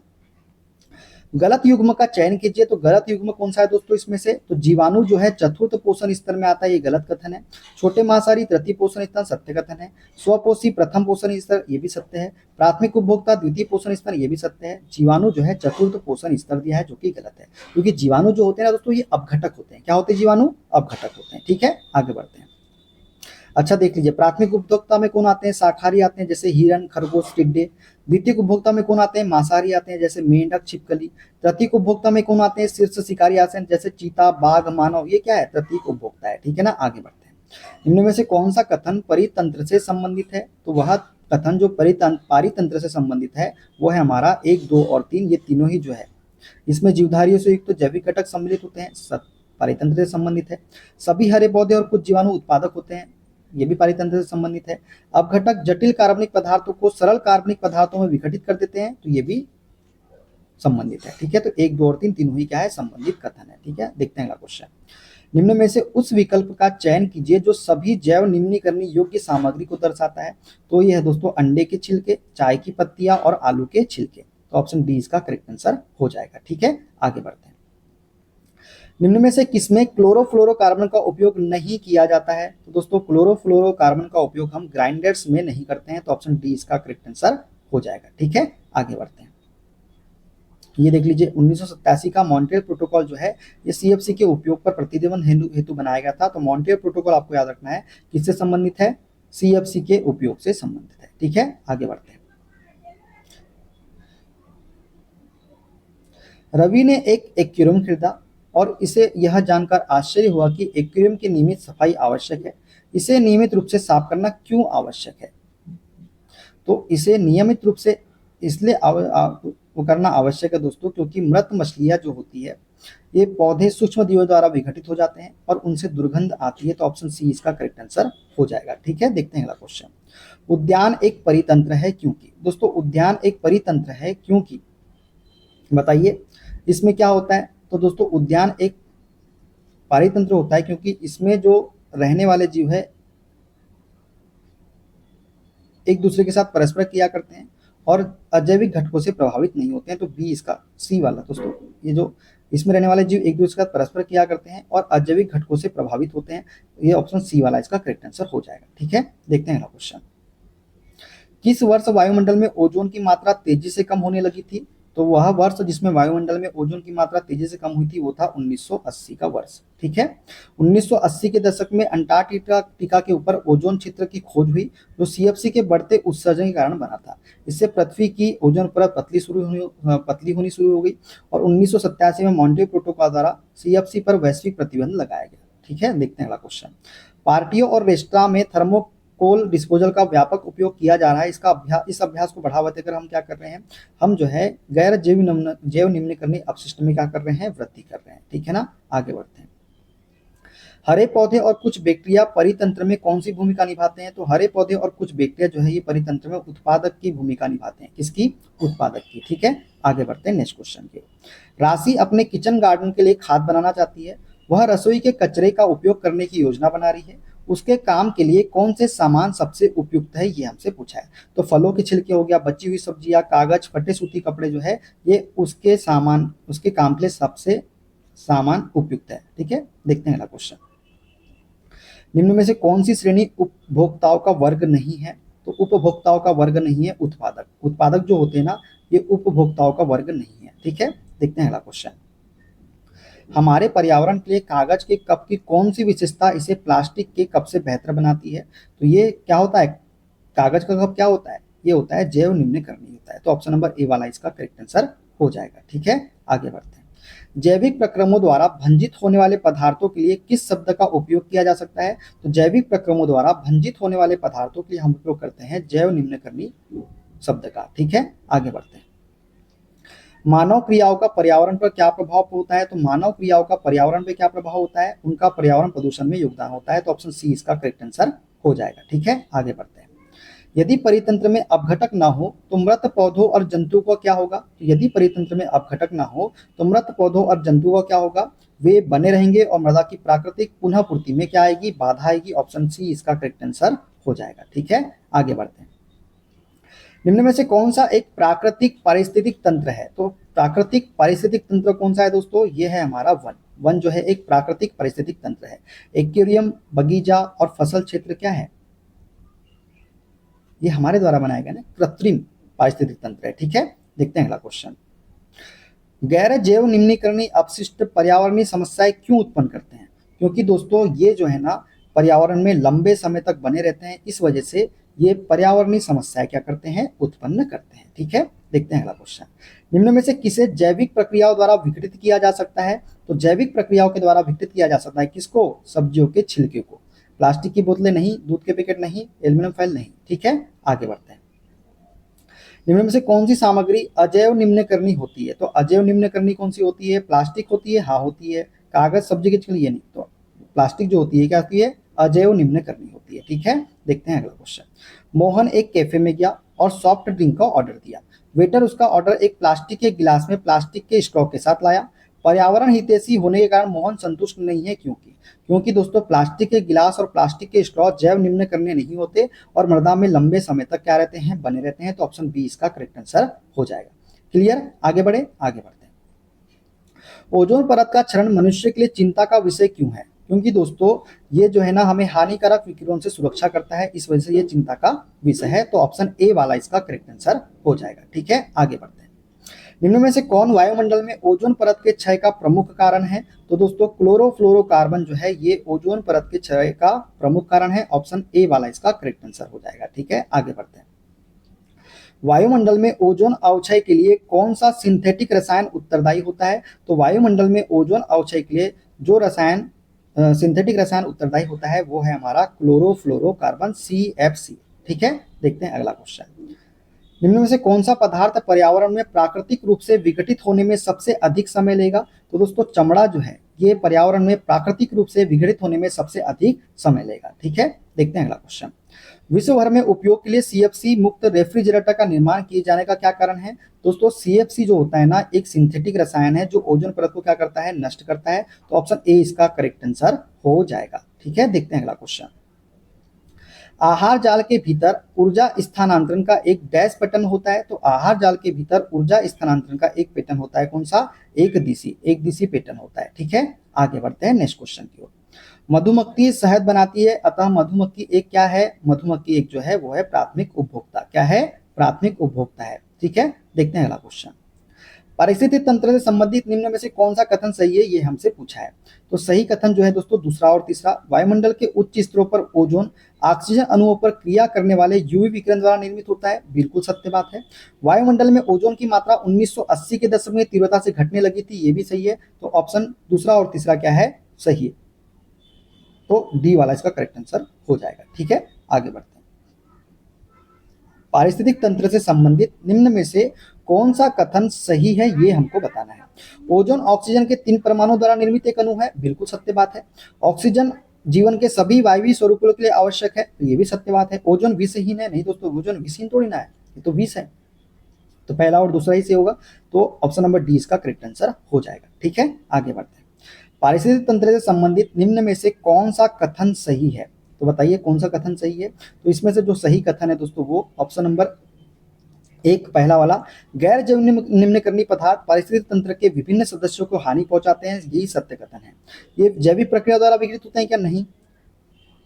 उपस्थित नहीं रहते, बोला उपस्थित रहते हैं, तो पहला वाला ही क्या हो जाएगा, सही कथन हमारा हो जाएगा। ठीक है, परितंत्र के घटकों के संबंध में निम्न में से कौन सा सही है, ये बताना है। जीवित जीव अजैविक घटक होते हैं क्या, नहीं। मिट्टी जैविक घटक है क्या, नहीं, अजैविक घटक है। खनिज अजैविक घटक है क्या, हाँ, खनिज जो है ये अजैविक घटक है। तो कौन सा सही है, तो सही जो है वो है सी वाला, बस सी वाला हमारा सही है। ठीक है, देखते हैं अगला क्वेश्चन। पारिस्थितिक तंत्र से संबंधित निम्नलिखित कथनों में से, तो सेम क्वेश्चन है दोस्तों, तो सेम क्वेश्चन क्या हो जाएगा, पहला वाला इसका क्या हो जाएगा, सत्य वाला हो जाएगा, पहला वाला। ठीक है, पहला, केवल पहला। एक पारिस्थितिक तंत्र में तापमान, वर्षा, वायु, मृदा और खनिज जैसे भौतिक कारक है, जिन्हें हम क्या बोलते हैं, अजैविक घटक बोलते हैं। क्या होते हैं ये सभी, अजैविक घटक होते हैं। ठीक है, देखते हैं अगला क्वेश्चन। खाद्य श्रृंखला में पोषी स्तर के बारे में निम्न में से कौन सा सही है, तो खाद्य श्रृंखला में पोषी स्तर के बारे में सही है वो है हमारा स्वपोषी या उत्पादक प्रथम पोषी स्तर पर होते हैं, तो ऑप्शन नंबर पहला गई का क्या हो जाएगा, कथन सही हो जाएगा। ठीक है, देखते हैं अगला क्वेश्चन। कुल्हड़ मिट्टी से बने डिस्पोजल कपों के बड़े पैमाने पर उपयोग के परिणाम स्वरूप क्या हो सकता है, तो दोस्तों उपजाऊ मिट्टी की ऊपरी परत खो सकती है, तो ऑप्शन नंबर बी वाला इसका करेक्ट आंसर हो जाएगा। ठीक है, देखते हैं अगला क्वेश्चन। गैर जैव निम्नकर्मी पदार्थों के बारे में निम्न में से कौन सा कथन सही है, तो दोस्तों सही कथन, ये पदार्थ जैविक प्रक्रियाओं के माध्यम से विघटित नहीं होते। किसका पूछा है, गैर जैव निम्नकर्मी, बिल्कुल सही बात है। ये पदार्थ पर्यावरण में अल्प अवधि के लिए बने रहते हैं, नहीं, ये तो लंबे समय की अवधि के लिए बने रहते हैं। ये पदार्थ परितंत्र के विभिन्न सदस्यों को हानि पहुंचा सकते हैं, बिल्कुल सत्य बात है। तो पहला और सी वाला कथन सही है, ए और सी दोनों, ऑप्शन नंबर सी वाला इसका करेक्ट आंसर हो जाएगा। ठीक है, 1987 में यूएनईपी ने क्लोरोफ्लोरोकार्बन के उत्पादन को 1986 के स्तर पर रोकने हेतु समझौता करवा दिया। यूएनईपी का पूर्ण रूप क्या है, तो यूएनईपी का पूर्ण रूप होता है दोस्तों यूनाइटेड नेशंस इन्वायरमेंट प्रोग्राम। क्या होता है, यूनाइटेड नेशंस इन्वायरमेंट प्रोग्राम। ठीक है, देखते हैं अगला क्वेश्चन। निम्न में से क्या परिस्थितिक तंत्र में अजैविक घटक नहीं है, तो दोस्तों वर्षा, घास, घास जो है ये अजैविक घटक नहीं है, तो जैविक घटक है। ठीक है, देखते हैं अगला क्वेश्चन। निम्न में से किसकी क्रिया द्वारा जैव निम्नकर्मी पदार्थ सरल पदार्थों में टूट जाते हैं, तो दोस्तों जीवाणु की क्रिया के द्वारा जैव निम्नकर्मी पदार्थ जो है ये सरल पदार्थों में टूट जाते हैं। ठीक है, पारिस्थितिक तंत्र से संबंधित निम्न में से कौन सा कथन सही है, हम जो भोजन खाते हैं वह हमारे शरीर में विभिन्न एंजाइमों द्वारा पचाया जाता है। एंजाइम अपनी क्रिया में विशिष्ट होते हैं, किसी विशेष पदार्थ के विघटन के लिए विशिष्ट एंजाइमों की आवश्यकता होती है। तो बताइए इनमें से कौन सा कथन सही हो जाएगा, तो पहला, दूसरा और तीसरा तीनों ही कथन क्या है, हमारे सत्य कथन है। ऑप्शन नंबर सी वाला इसका करेक्ट आंसर हो जाएगा। कौन सा वाला, सी वाला। ठीक है, देखते हैं अगला क्वेश्चन। निम्न में से कौन गैर जैव निम्नकर्मी पदार्थों से निपटने के लिए उपयुक्त उपाय नहीं है, तो दोस्तों उन्हें खुलेआम फेंकना, ये जो है उपयुक्त उपाय नहीं है। ठीक है, देखते हैं अगला क्वेश्चन। गलत युग्म का चयन कीजिए, तो गलत युग्म कौन सा है, प्लास्टिक जीवाणुओं की क्रिया से विघटित नहीं होता, बिल्कुल सत्य बात है। प्रोटीन हमारे शरीर में पच जाता है, बिल्कुल सत्य बात है। कोयला हमारे शरीर में पच जाता है क्या, नहीं, गलत बात, सी वाला ही क्या हो जाएगा, करेक्ट आंसर हो जाएगा इसका। ठीक है, देखते हैं अगला क्वेश्चन। दिए गए पदार्थों में से कौन से पदार्थों की प्रकृति जैव निम्नकर्मी नहीं है, तो दोस्तों जैव निम्नकर्मी नहीं है कागज, प्लास्टिक के पदार्थ, खराब खाद्य पदार्थ, तो ये है जो गैर जैव निम्नकर्मी नहीं है, ऑप्शन नंबर बी वाला। ठीक है, केवल प्लास्टिक के पदार्थ जो है ये प्रकृति में जैव निम्नकर्मी नहीं होते हैं, ये क्या है, गैर जैव निम्नकर्मी है। ठीक है, देखते हैं अगला क्वेश्चन। निम्न में से कौन सा गैर जैव निम्नकर्मी पदार्थ निष्क्रिय हो सकता है और लंबे समय तक पर्यावरण में बना रह सकता है या पारिस्थितिक तंत्र के विभिन्न सदस्यों को नुकसान पहुंचा सकता है, तो ये है हमारा प्लास्टिक से बनी सामग्री। कौन सी, प्लास्टिक से बनी सामग्री। ठीक है, देखते हैं अगला क्वेश्चन। निम्न में से कौन सा कथन ओजोन के संबंध में सही है, तो ओजोन के संबंध में जो सही कथन है दोस्तों वो है वायुमंडल में ओजोन की मात्रा में कमी क्लोरोफ्लोरोकार्बन के कारण होती है, तो ऑप्शन ए वाला इसका करेक्ट आंसर हो जाएगा। ठीक है, क्लियर, आगे बढ़ते हैं। ओजोन परत पृथ्वी की सतह को सूर्य की पराबैंगनी किरणों से बचाती है। और निम्न में से किस कृत्रिम रसायन के कारण वायुमंडल में ओजोन की मात्रा तेजी से घटने लगी है? तो ये घटने लगी है किसके कारण? क्लोरोफ्लोरोकार्बन की वजह से। ठीक है, डी इसका करेक्ट आंसर हो जाएगा। आगे बढ़ते हैं। 1980 के दशक में वायुमंडल में ओजोन की मात्रा में तीव्र गिरावट के लिए निम्न में से कौन सा कृत्रिम रसायन उत्तरदायी था? तो ये था हमारा क्लोरोफ्लोरोकार्बन। कौन सा था? क्लोरोफ्लोरोकार्बन था। ठीक है, देखते हैं अगला क्वेश्चन। गलत युग्म का चयन कीजिए। कागज का प्याला जैव निम्नकरणीय होता है, बिल्कुल सत्य बात है।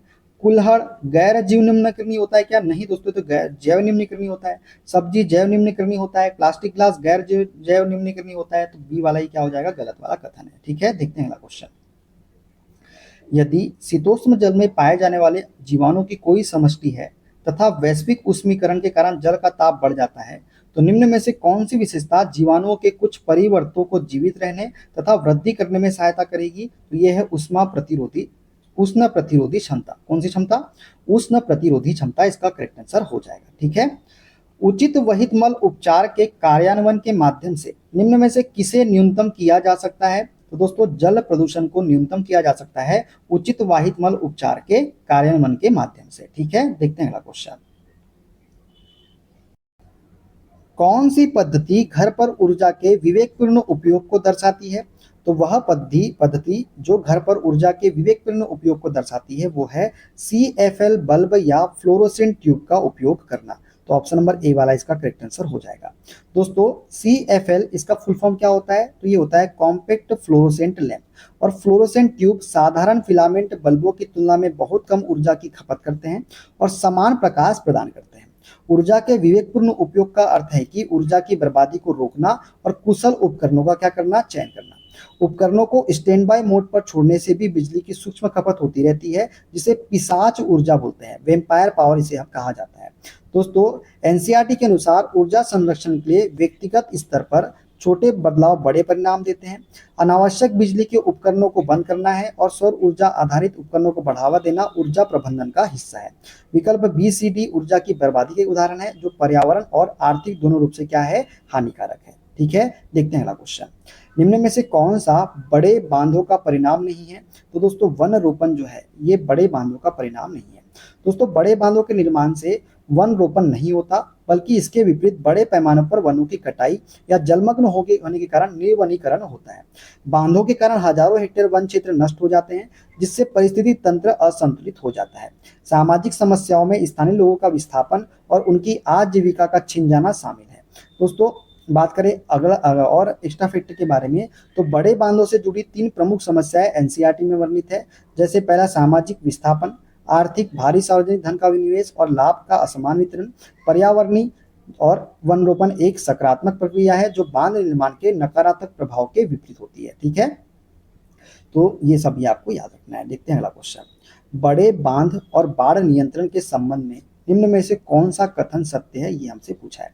तो बड़े बांध और बाढ़ नियंत्रण के संबंध में जो कथन सत्य है वो है बड़े बांध नदी के प्रवाह को नियंत्रित करके बाढ़ नियंत्रण में क्या करते हैं? सहायता कर सकते हैं। तो ऑप्शन नंबर ए वाला इसका करेक्ट आंसर हो जाएगा। ठीक है, आगे बढ़ते हैं नेक्स्ट क्वेश्चन की ओर।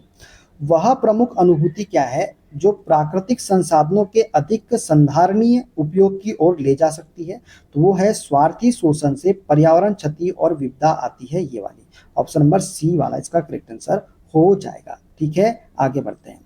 चेक डैम का क्या अर्थ होता है? दोस्तों चेक डैम का अर्थ होता है बाढ़ग्रस्त अवनालिकाओं में मृदा या कंक्रीट की संरचना है।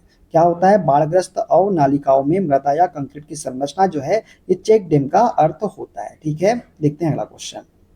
छोटे पौधे उगाने के लिए टूटे हुए बर्तनों का उपयोग करना डैश का एक उदाहरण है। तो छोटे पौधे उगाने के लिए टूटे हुए बर्तनों का उपयोग करना जो है ये रीपर्पस, किसका? रीपर्पस का उदाहरण है। ऑप्शन नंबर बी इसका करेक्ट आंसर हो जाएगा। ठीक है दोस्तों, जब किसी वस्तु का उपयोग उसके मूल उद्देश्य जैसे बर्तन में खाना बनाने के बजाय किसी अन्य उपयोगी कार्य जैसे पौधा उगाने के लिए किया जाता है तो उसे रीपर्पस कहते हैं। रीयूज की बात करें, पुनः उपयोग की में वस्तु का उसी उद्देश्य के लिए बार बार उपयोग किया जाता है, जैसे अचार की बरनी का उपयोग दाल रखने के लिए करना। रिसाइकल में वस्तु को पिघलाकर या संसाधित करके नया उत्पाद बनाया जाता है। ठीक है, आगे बढ़ते हैं नेक्स्ट क्वेश्चन की ओर। पर्यावरण संरक्षण के लिए 5 आर सिद्धांत आपको याद रखना है। डिफ्यूज, रिड्यूस, रीयूज, रिपर्पस और फिर रिसाइकल। ठीक है, रिपर्पस करना कचरा प्रबंधन का एक रचनात्मक तरीका है जो ऊर्जा की क्या करता है, बचत करता है। ठीक है, देखते हैं अगला क्वेश्चन। अभिकथन ए और कारण आर से लेबल किए गए निम्न दो कथनों के संबंध में सही विकल्प का चयन कीजिए। तो एकल कृषि रोपण प्रायः वन निर्भर ग्रामीणों की विविध आवश्यकताओं को पूरा करने में विफल रहते हैं। नहीं, हाँ दोस्तों, बिल्कुल सत्य बात है, पहला वाला सबसे सही कथन है। ये रोपण ग्रामीणों को औषधि, जड़ी बूटियां, भोजन और ईंधन प्रदान करते हैं। तो नहीं दोस्तों, ये जो है ना, ये गलत कथन है। पहला ही कथन क्या है हमारा, सत्य कथन है। तो ए सत्य है, आर क्या है, असत्य है। ऑप्शन नंबर सी वाला इसका करेक्ट आंसर हो जाएगा। ठीक है, देखते हैं अगला क्वेश्चन। एक विशाल बांध के निर्माण का प्राथमिक लाभ निम्न में से क्या है। दोस्तों, एक विशाल बांध के निर्माण का प्राथमिक लाभ होता है जल विद्युत शक्ति का उत्पादन। क्या करना, जल विद्युत शक्ति का उत्पादन जो है एक विशाल बांध के निर्माण का प्राथमिक लाभ है। ठीक है, देखते हैं अगला क्वेश्चन। अपशिष्ट जल उपचार संयंत्र में बायोगैस निम्न में से किस पदार्थ से प्राप्त किया जाता है। दोस्तों, बायोगैस जो है ना, ये आपंक स्लज से प्राप्त किया जाता है। तो ऑप्शन बी इसका करेक्ट आंसर हो जाएगा। दोस्तों, अपशिष्ट जल उपचार के दौरान प्राथमिक और द्वितीयक उपचार के बाद जो ठोस अपशिष्ट नीचे बढ़ जाता है उसे आपंक स्लज कहते हैं। इस आपंक को एक अलग टैंक में स्थानांतरित किया जाता है जहां अवायवीय जीवाणु इसे अपघटित करके बायोस, मीथेन और कार्बन डाइऑक्साइड का मिश्रण उत्पन्न करते हैं। ठीक है, देखते हैं अगला क्वेश्चन। निम्न में से किसे समाज में खराब जीवन स्तर में योगदान देने वाला प्रमुख कारक माना जाता है। तो खराब जीवन स्तर में योगदान देने वाला प्रमुख कारक है संसाधनों के वितरण में असमानता। किसके, संसाधनों के वितरण में असमानता, इसका करेक्ट आंसर हो जाएगा। ठीक है, देखते हैं अगला क्वेश्चन। निम्न में से कौन सा भारत के राजस्थान में जल संग्रहण की एक पारंपरिक विधि है। तो दोस्तों, ये है जोहड़। जोहड़ जो है ये राजस्थान में जल संग्रहण की एक पारंपरिक विधि है।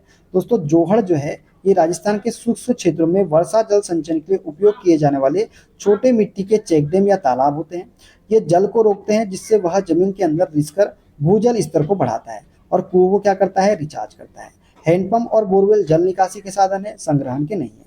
राजस्थान में अन्य पारंपरिक विधियों में खादीन और टाका भी शामिल है। इसी तरह महाराष्ट्र में बंधारस और ताल तथा बिहार में आहार और पाइन जैसी प्राचीन प्रणालियां आज भी प्रासंगिक है। ये आपको याद रखना है। ठीक है, देखते हैं अगला क्वेश्चन।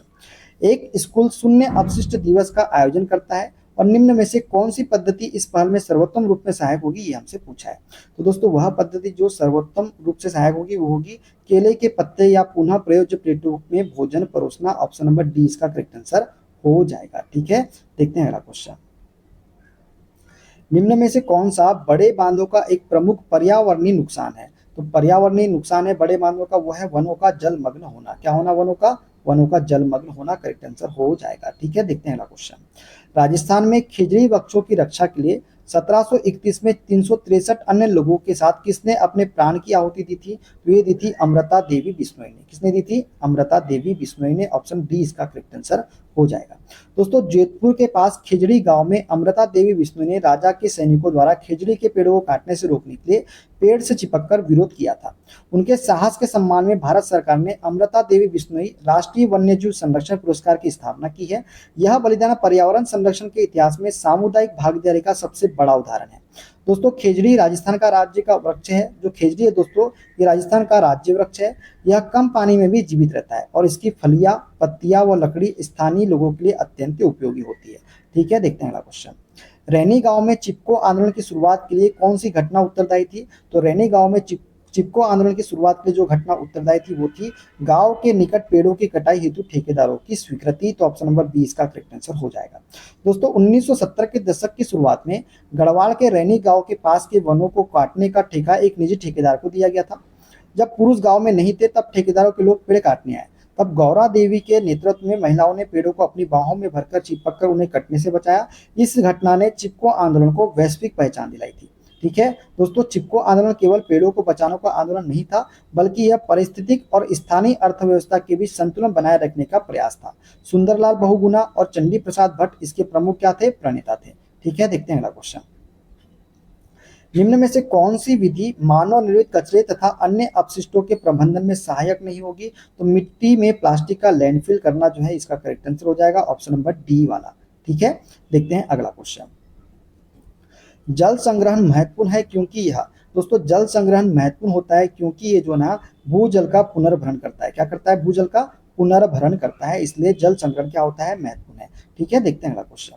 निम्न में से कौन सा प्राकृतिक संसाधनों के विवेक सम्मत उपयोग का उदाहरण है? तो वर्षा जल संचयन जो है ये प्राकृतिक संसाधनों के विवेक सम्मत उपयोग का क्या है? उदाहरण है। ठीक है, देखते हैं अगला क्वेश्चन। निम्न में से कौन सा वनों और जैव विविधता के संरक्षण का प्रमुख लक्ष्य है? तो दोस्तों विरासत में मिली जैव विविधता को संरक्षित करना ये जो है वनों और जैव विविधता के संरक्षण का प्रमुख लक्ष्य है। ठीक है, देखते हैं अगला क्वेश्चन। गढ़वाल क्षेत्र के चिपको आंदोलन का प्राथमिक लक्ष्य क्या था? तो वनों की का संरक्षण। क्या था? वनों का संरक्षण जो है ये गढ़वाल क्षेत्र के चिपको आंदोलन का प्राथमिक लक्ष्य था। ठीक है दोस्तों, देखते हैं अगला क्वेश्चन। पिछले 10 वर्षों में शहर में प्लास्टिक कचरे में बहुत ज्यादा वृद्धि हुई है। लोगों की कौन सी आदत इसका सबसे बड़ा कारण है? तो दोस्तों लोग लंबे समय तक चलने वाली वस्तुओं के स्थान पर डिस्पोजल वस्तुओं का अधिक उपयोग कर रहे हैं, ये इसका सबसे बड़ा कारण है। ठीक है, देखते हैं अगला क्वेश्चन। 1974 में गढ़वाल हिमालय में हुआ चिपको आंदोलन डैश का एक उदाहरण है? दोस्तों ये उदाहरण है समुदाय के नेतृत्व में वृक्षों के संरक्षण का एक उदाहरण। ऑप्शन ए इसका करेक्ट आंसर हो जाएगा। ठीक है, निम्न में से कौन सा सिद्धांत पर्यावरण पर दबाव को कम करने और संधारणीय जीवन को बढ़ावा देने में सहायता करता है? तो दोस्तों ये है कम उपयोग, पुनः चक्रण, रिड्यूस, रीयूज एंड रिसाइकल। तो ऑप्शन सी इसका करेक्ट आंसर हो जाएगा। ठीक है, देखते हैं अगला क्वेश्चन। एक हाउसिंग सोसाइटी ने अपशिष्ट को 2 डिब्बों में पृथक करना शुरू किया। हरा रोसरी अपशिष्ट के लिए और नीला प्लास्टिक, धातु और कांच के लिए। इस प्रक्रिया का मुख्य लाभ क्या है?